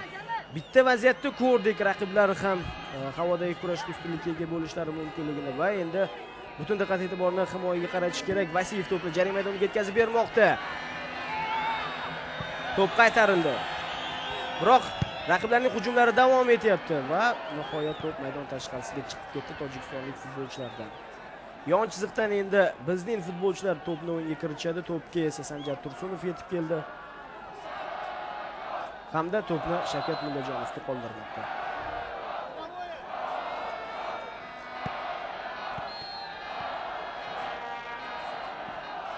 Shavkat Mullajonov markazga to'pni yetkazib beryapti. Odil Ahmedov, Vitaliy Denisov, Vagiz Galiyevlin bitta harakat bilan to'pni Ahmedovga yetkazib bermoqchi edi, biroq raqib to'pni to'xtatishga muvaffaq bo'ldi. Nihoyat to'p maydon tashqarisiga chiqarib yuborildi. Yon chiziqdan uni mezbonlar o'yinga kiritib berishadi. Denisov ancha olis masofaga to'pni yetkazib bera oladi. Baqoyev texnik xato. Baribir to'pni jamoada saqlab qola oldi. Ulug'bek Baqoyev o'yindan tashqari holat yo'q, oldin qarab borishi mumkin. Ulug'bek Baqoyev to'pni markazga yetkazib bermoqda. Genrix yo'q, Genrixgacha to'p yetib bormadi. Eraj Rajabov so'nggi pallada vaziyatni chigallashtirib o'tirmasdan to'pni maydon tashqarisiga chiqarib yuborishga muvaffaq bo'ldi. Hujumni esa yana bir bora kuzatamiz.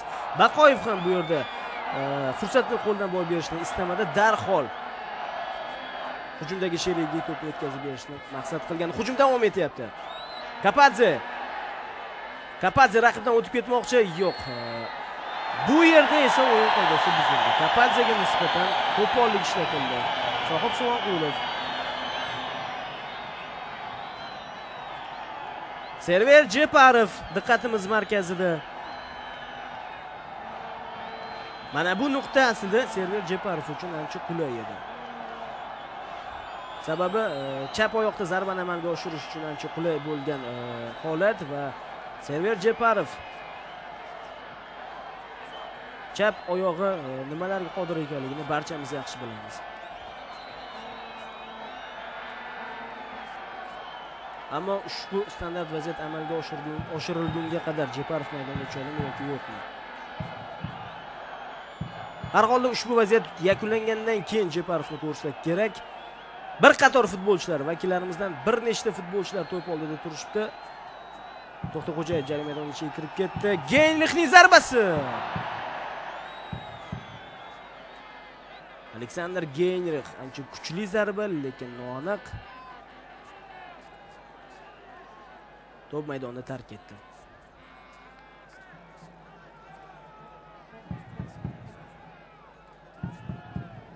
Jeparov esa maydonga tushishga hamon tayyorgarlik ko'rmoqda.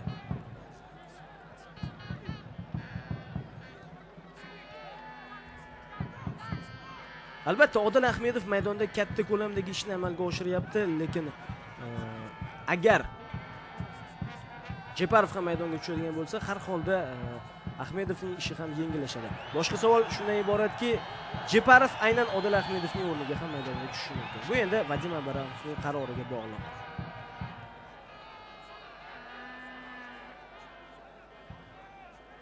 Denisov to'pni Kapadzega yetkazib berdi. O'yindan tashqari holat yo'q, lekin bu yerda ulgurmadi Ulug'bek Baqoyev to'pga yetib kelishga. Alisher To'chiyev o'z vaqtida to'pga chiqib kela oldi. O'yindan tashqari holat qayd etilyapti. Qanot hakami bayroqni ko'tarishga ulgurdi.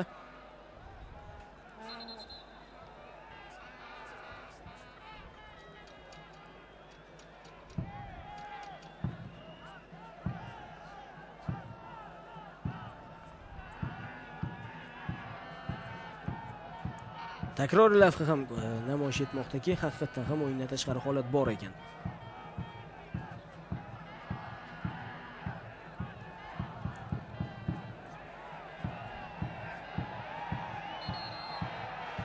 Shavkat Mullajonov mana bu vaziyatda to'pni o'yinga kiritishga shoshilgani yo'q va bu yerda Mullajonovga ham sariq kartochka ko'rsatildi. Uchrashuvning 71-daqiqasida.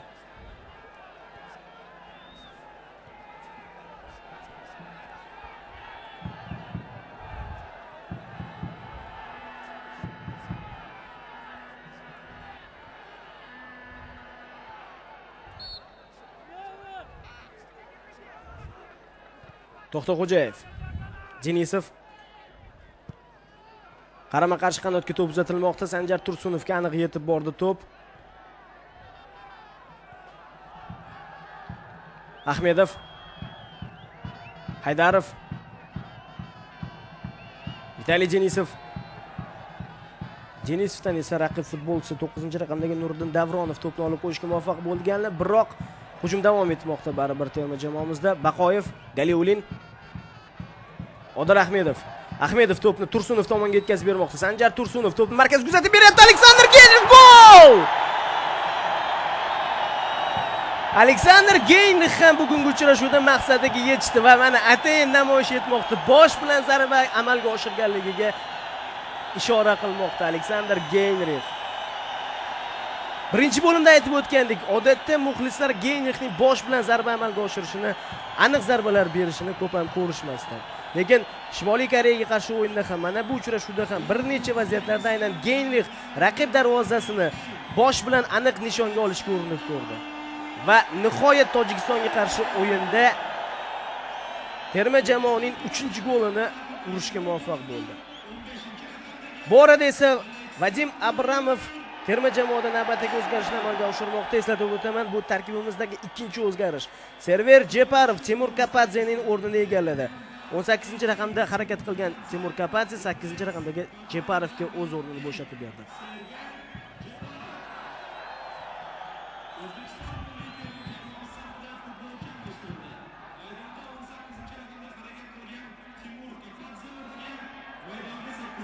Gol yana bir bor bizga namoyish etilmoqda. Tursunovning harakati ham juda yaxshi bo'ldi. Bu yerda Odil Ahmedov Tursunovni o'z vaqtida ko'ra oldi, aniq ravishda to'pni yetkazib berdi. Tursunov ham o'ylab o'tirmasdan, fursatni qo'ldan boy bermasdan to'pni jarima maydoniga yetkazib berdi va Aleksandr Geynrix himoyachini orqada qoldira oldi.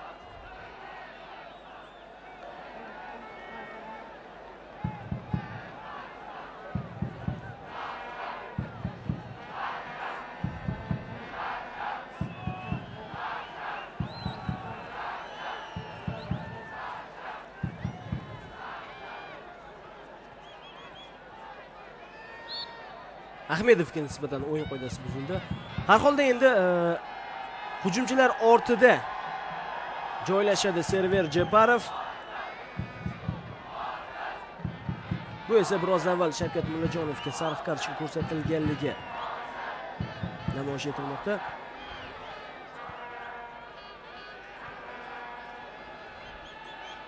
Jeparov to'p bilan Haydarov yordamga yetib keldi. Markazga yaqin joyda Odil Ahmedov Jeparovga to'pni aniq ravishda yetkazib berdi. Jeparov yo'q, so'nggi pallada to'pni o'ziga oxir-oqibat moslashtira olgani yo'q va Tojikiston terma jamoasining hujumini ko'rishimiz mumkin. Vitaliy Denisov darhol himoyaga qaytmoqda va ulgurdi. Vitaliy Denisov ancha orqada qolib ketgandi, biroq yuqori tezlik evasiga himoyaga qaytishga ulgurdi. Server Jeparov maydonga tushishi bilan Odil Ahmedovdan sardorlik bog'ichini qabul qilib oldi. Hujum esa davom etmoqda. Dilshod Vasiyev to'pni jarima maydoniga yetkazib beryapti. Islom To'xtaxo'jayev biroz qaltis o'ynadi. Islom To'xtaxo'jayev Agiz Galiulin raqibni aldashga urinib ko'rmoqda. To'xtaxo'jayev to'p bilan mana bu vaziyatda oddiy holatda xatoga yo'l qo'yishdi terma jamoamiz futbolchilari. To'xtaxo'jayev to'pni maydon tashqarisiga chiqarib yubordi.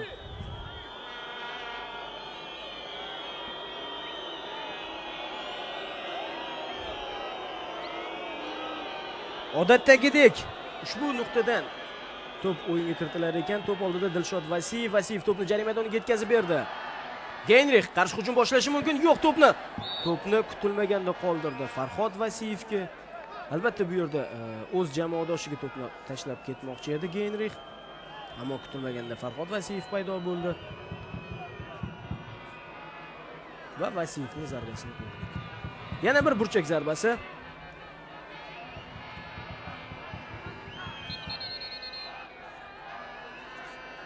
Uchrashuv bosh hakami Al-Zaruni hozircha o'yinni to'xtatib turibdi. Va endigina ruxsat berdi. Sanjar Tursunov hamda Akmal Saburovlarga og'zaki tushuntirishlarni amalga oshirdi. Ehtiyot bo'lish kerak, zarba amalga oshirilyapti.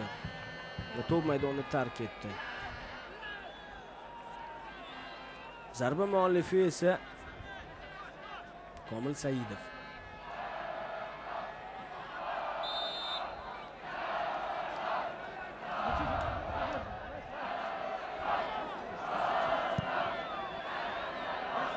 Nesterov to'pni o'yinga kiritib berdi. Haydarov. Jeparovni darhol qarshi olishyapti raqib futbolchilari. Jeparov esa to'pni o'ng qanotga kuzatib yubordi. Yana Server Jeparov. Jeparov to'pni jarima maydoniga yetkazib bermoqda. Ulug'bek Baqoyev tomonidan uzatilgan to'p. Baqoyevga yana ozgina tezlik yetishgani yo'q.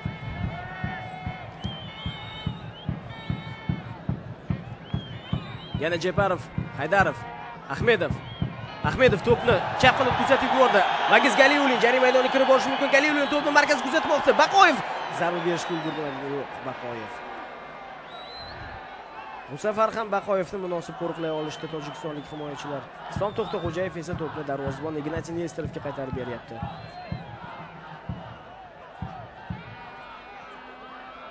Ahmedov raqibdan osonlik bilan to'pni olib qo'ydi. Shavkat Mullajonov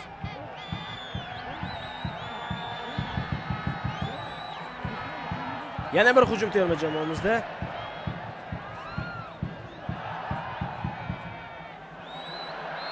O'yin qoidasini buzdi. Sanjar Tursunov buzdi o'yin qoidasini.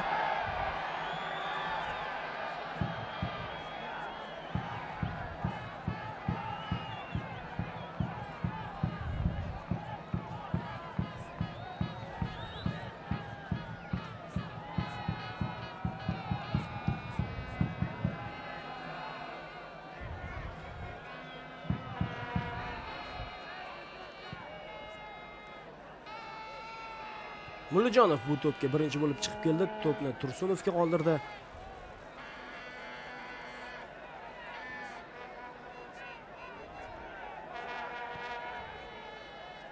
Server Jeparov. Jeparov to'pni Galiyulinga aniq ravishda yetkazib bermoqda. Galiyulin yo'lida davom etyapti, lekin ancha burchakka qarab ketib qoldi. Hujumni endi boshqa yo'nalish bilan davom ettirish mumkin. Jeparov, Haydarov. Yana Jeparov.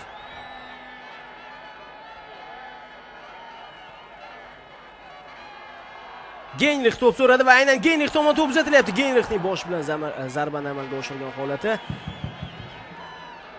E'tibor bering, biroz oldinroqqa, biroz mendan ko'ra oldinroqqa to'pni uzatish kerak edi degandek ishora qilmoqda, lekin o'z o'rnida tashakkur izhor etishga ham ulgurdi Aleksandr Geynrix Jeparovga to'p uzatgani uchun.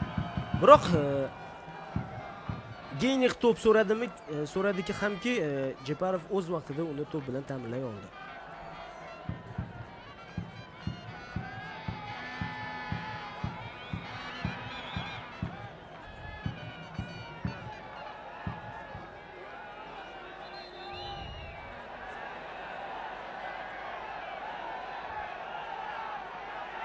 Hozir uchrashuv bosh hakami Al-Zaruni Sanjar Tursunovga ham sariq kartochka ko'rsatdi. Ikkita vaziyatda futbolchilarimiz o'yin vaqtini cho'zish uchun harakat qilishyapti deb qaror qabul qildi Al-Zaruni hamda Shavkat Mullajonov va Sanjar Tursunovlar aynan shu holat uchun hakam tomonidan ogohlantirilishdi.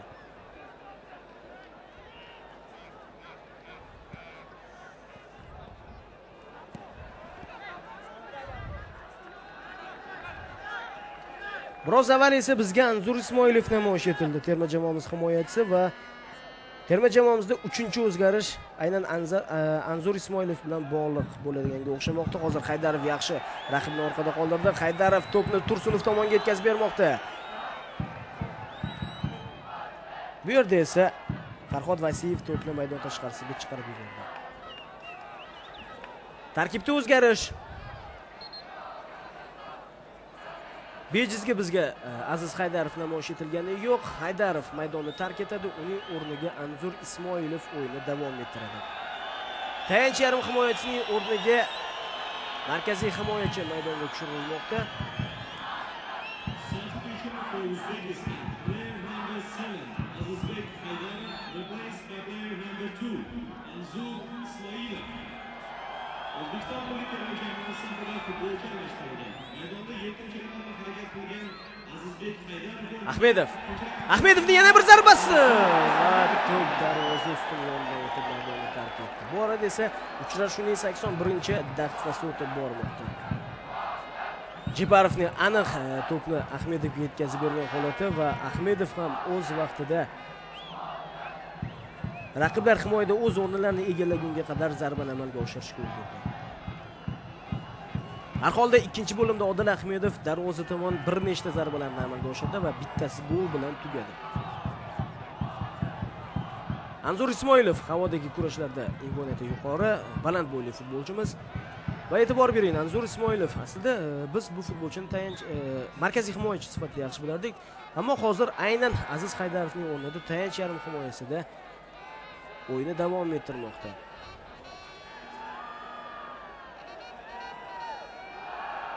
Islom To'xtaxo'jayev.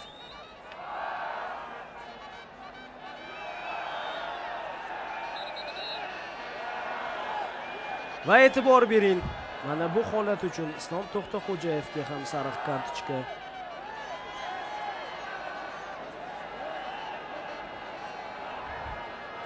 Sariq kartochkalar soni ancha ortib ketdi.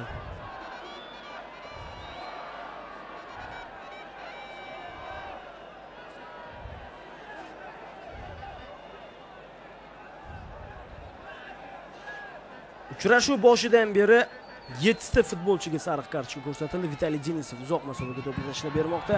Baqoyev tomon uzatilgan to'p, lekin Sohib Sumonqulov to'pni maydon tashqarisiga chiqarib yubordi. Ogohlantirilgan futbolchilarning 5 tasi terma jamoamiz vakillari, 2 tasi esa Tojikiston terma jamoasi futbolchilari.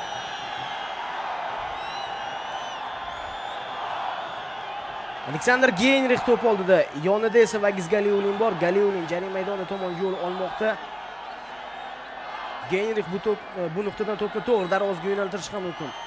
Zarba amalga oshirildi va menimcha to'g'ri darvoza tomon yo'naltirilgan to'p qiyinchilik bilan, ancha-muncha qiyinchilik bilan darvozabon Alisher To'chiyev to'pni maydon tashqarisiga chiqarib yubordi. Albatta Geynrixga xos bo'lgan holatlar.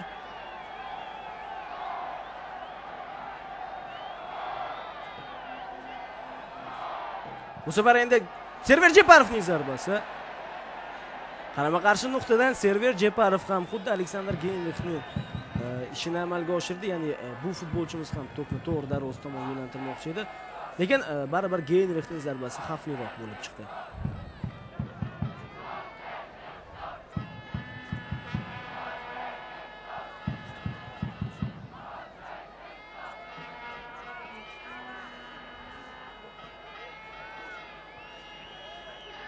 Raqiblarimiz hujumga o'tishmoqda o'ng qanotdan va nihoyat Vitaliy Denisov to'pni maydon tashqarisiga chiqarib yubordi.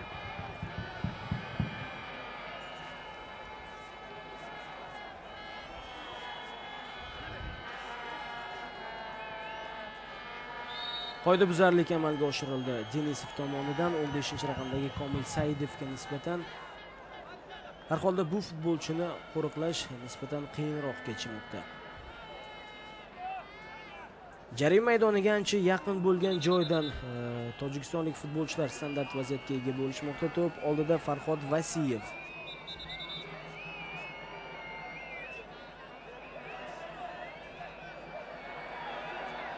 Ikkinchi bo'limda maydonga tushgan futbolchimiz Server Jeparovga ham sariq kartochka ko'rsatildi.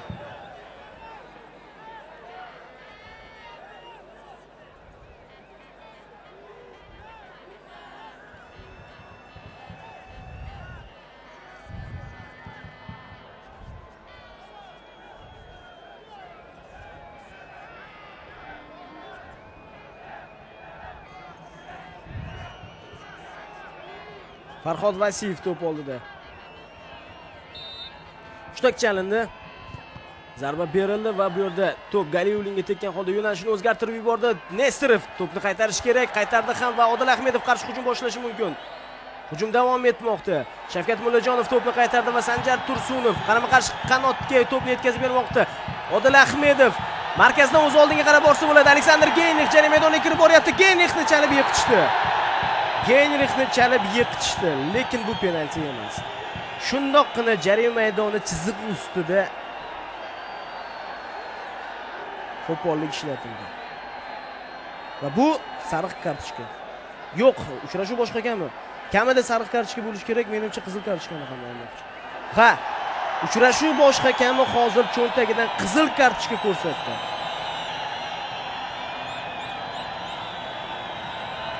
Vaziyatni yana bir bora kuzatamiz. Odil Ahmedov va e'tibor bering, bu yerda Aleksandr Geynrixni to'xtatgan futbolchi 4-raqamdagi Rajabov. Agar hozir Aleksandr Geynrixni qo'pollik evaziga to'xtatmaganida Geynrix darvozabonga qarshi 1-1 vaziyatga chiqib borardi. Bu esa so'nggi najot, so'nggi chora sifatida amalga oshirilgan harakat va buning oqibatida uchrashuv bosh hakami Rajabovni maydondan chetlatdi. O'yinning qolgan qismida endi raqib futbolchilari maydonda kamchilik bo'lib harakat qilishadi.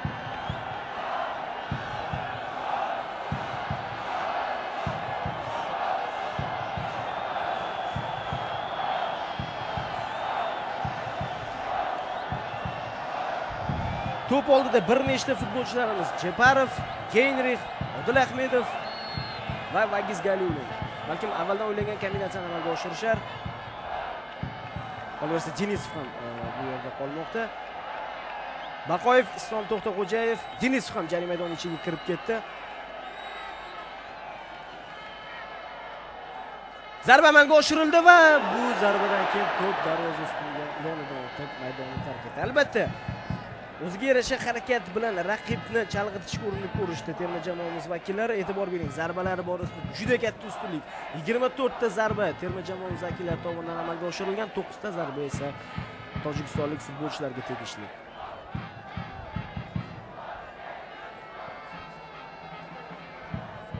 So'nggi chora sifatida Geynrixni qo'pollik evaziga to'xtatgan futbolchi Rajabov maydondan chetlatildi.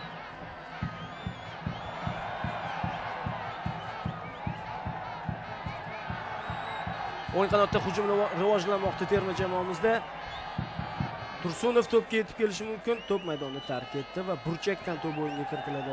Eslatib o'taman, raqiblar bir kishi kam bo'lib o'yinni davom ettirishmoqda. Bu esa o'ziga yarasha ustunlik bergan holda hozir hisobni o'zgarishini ham ta'minlashi mumkin har holda. Juda katta ko'pchilik bo'lib himoyada o'ynashayotganda himoyachilardan biri esa maydondan chetlatildi. To'p jarima maydoniga yetkazib berilmoqda. Odil Ahmedov tomonidan uzatilgan to'p edi bu. Jeparov yaxshi harakat qilmoqda. Jeparov so'nggi pallada esa to'pni raqibga oldirib qo'ydi. Mana bu yerda endi tezroq himoyaga qaytish kerak. Tojikistonlik futbolchilar hujumga o'tishayotgan edi. Aslida yaxshi hujum tashkil etilishi mumkin edi, lekin bu yerda Ahtam Hamroqulov juda uzoq masofadan zarba berdi. Zarbasi juda noaniq. Ismoilov, Sanjar Tursunov, Anzur Ismoilov,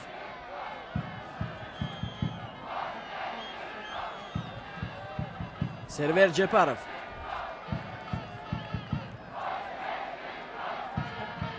Denisov, Galiyulin,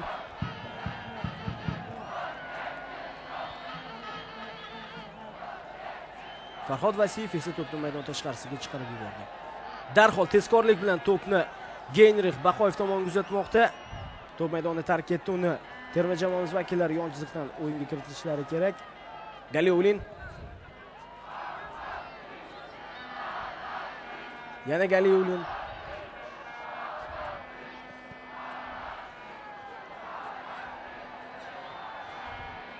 Odil Ahmedov, Tursunov o'ng qanotdan jarima maydoniga kirib bordi, markazga uzatmoqda. Baqoyevning biroz yuqorisidan o'tib ketdi to'p. Vaholanki Baqoyev bir o'zi qolganda, hech qanday qarshiliksiz qolganda Ulug'bek Baqoyev. Vitaliy Denisov,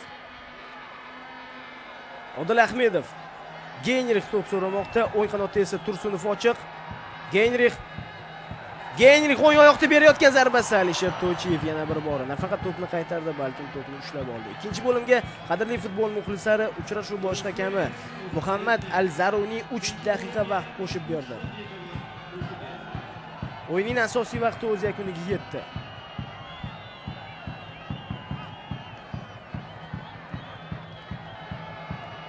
To'p maydonni tark etdi. Bu yerda Vagiz Galiulin hamda raqib futbolchisi Nuriddin Davronovlar to'qnashib ketishdi.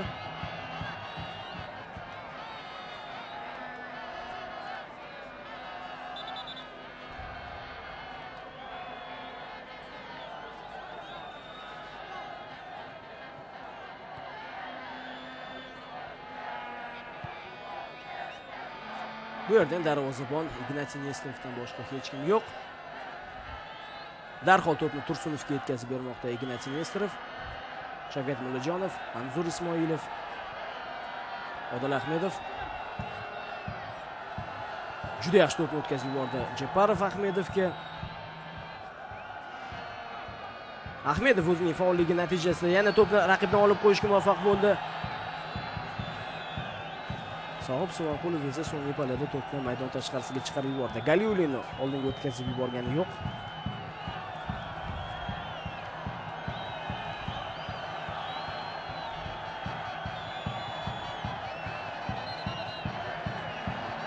Vagiz Galiulin.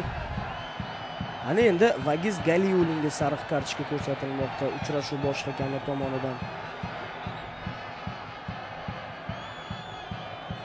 9 ta futbolchi ogohlantirildi o'yin boshidan beri. Eraj Rajabov esa maydondan chetlatildi. Server Jeparov tezroq harakat qilish kerak, sababi uning hisobida ham sariq kartochka bor.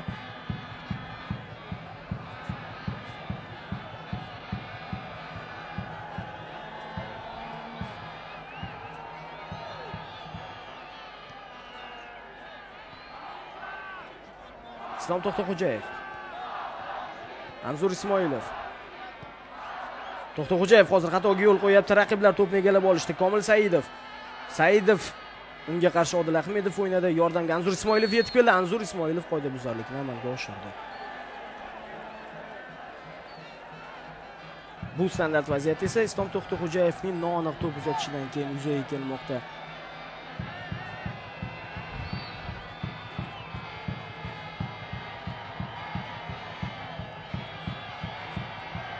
Tojikiston milliy terma jamoasida aksariyat holatlarda standart vaziyat yuzaga keladigan bo'lsa, to'p oldiga Dilshod Vasiyev kelmoqda va Vasiyev to'pni jarima maydoniga yetkazib beryapti. To'xtaxo'jayev o'z xatosini o'zi to'g'riladi. Hozir to'pni qaytardi. So'nggi imkoniyatlardan biri terma jamoamiz vakillari qarshi hujumga o'tishmoqda. To'p bilan Sanjar Tursunov chap qanotga uzatib yuborsa bo'ladi to'pni va bu yerda Geynrix to'pni yetkazib bersa, Geynrix jarima maydoni ichida Geynrix gol! Uchrashuv so'nggi pallasida Aleksandr Geynrix dublga erishmoqda. Hozir biz biroz avval aytib o'tgandik, Islom To'xtaxo'jayev xatosi natijasida standart vaziyat yuzaga keldi deb. Islom To'xtaxo'jayev raqiblar standart vaziyatdan to'pni o'yinga kiritishganda to'pni qaytardi va milliy terma jamoamizning gol bilan tugagan navbatdagi hujumini boshlab berdi. Undan uyog'iga keyinchalik yo'q, qadrli futbol muxlislari, hozir o'yindan tashqari holat deb baholandi yuqoridagi vaziyat. Demak, uchrashuvda hisob o'zgargani yo'q, 3-0 ligacha qoldi hisob. Va qadrli futbol muxlislari, aynan shu pallada keling vaziyatni yana bir bor kuzataylik. Menimcha o'yindan tashqari holat yo'q edi bu yerda. O'yindan tashqari holat yo'qqa o'xshadi har holda. Bizga rejissyorlarimiz yana bir bor namoyish etishmoqda. To'p uzatilayotganda Aleksandr Geynrix bilan himoyachi bitta chiziqda turishganda har holda. Nima bo'lganda ham, qadrli futbol muxlislari, ushbu gol Geynrixning so'nggi pallada urgan goli inobatga olingan yo'q va muhtaram futbol ishqibozlari, shunga qaramasdan milliy terma jamoamiz 5-turda Tojikiston milliy terma jamoasini yirik hisobda 3-0 hisobida mag'lubiyatga uchratishga muvaffaq bo'lishdi. Gollarni esa birinchi bo'limda Sanjar Tursunov, ikkinchi bo'limda Odil Ahmedov bilan birgalikda Aleksandr Geynrixlar o'z hisoblariga yozib qo'yishdi. Demak, terma jamoamiz vakillari ushbu qo'lga kiritilgan 3 ochkodan so'ng guruhda peshqadamlikni o'z qo'llariga olishdi. Terma jamoamiz hisobida ochkolar soni 13 taga yetdi. Biz ham aynan shu pallada ushbu reportajga yakun yasaymiz.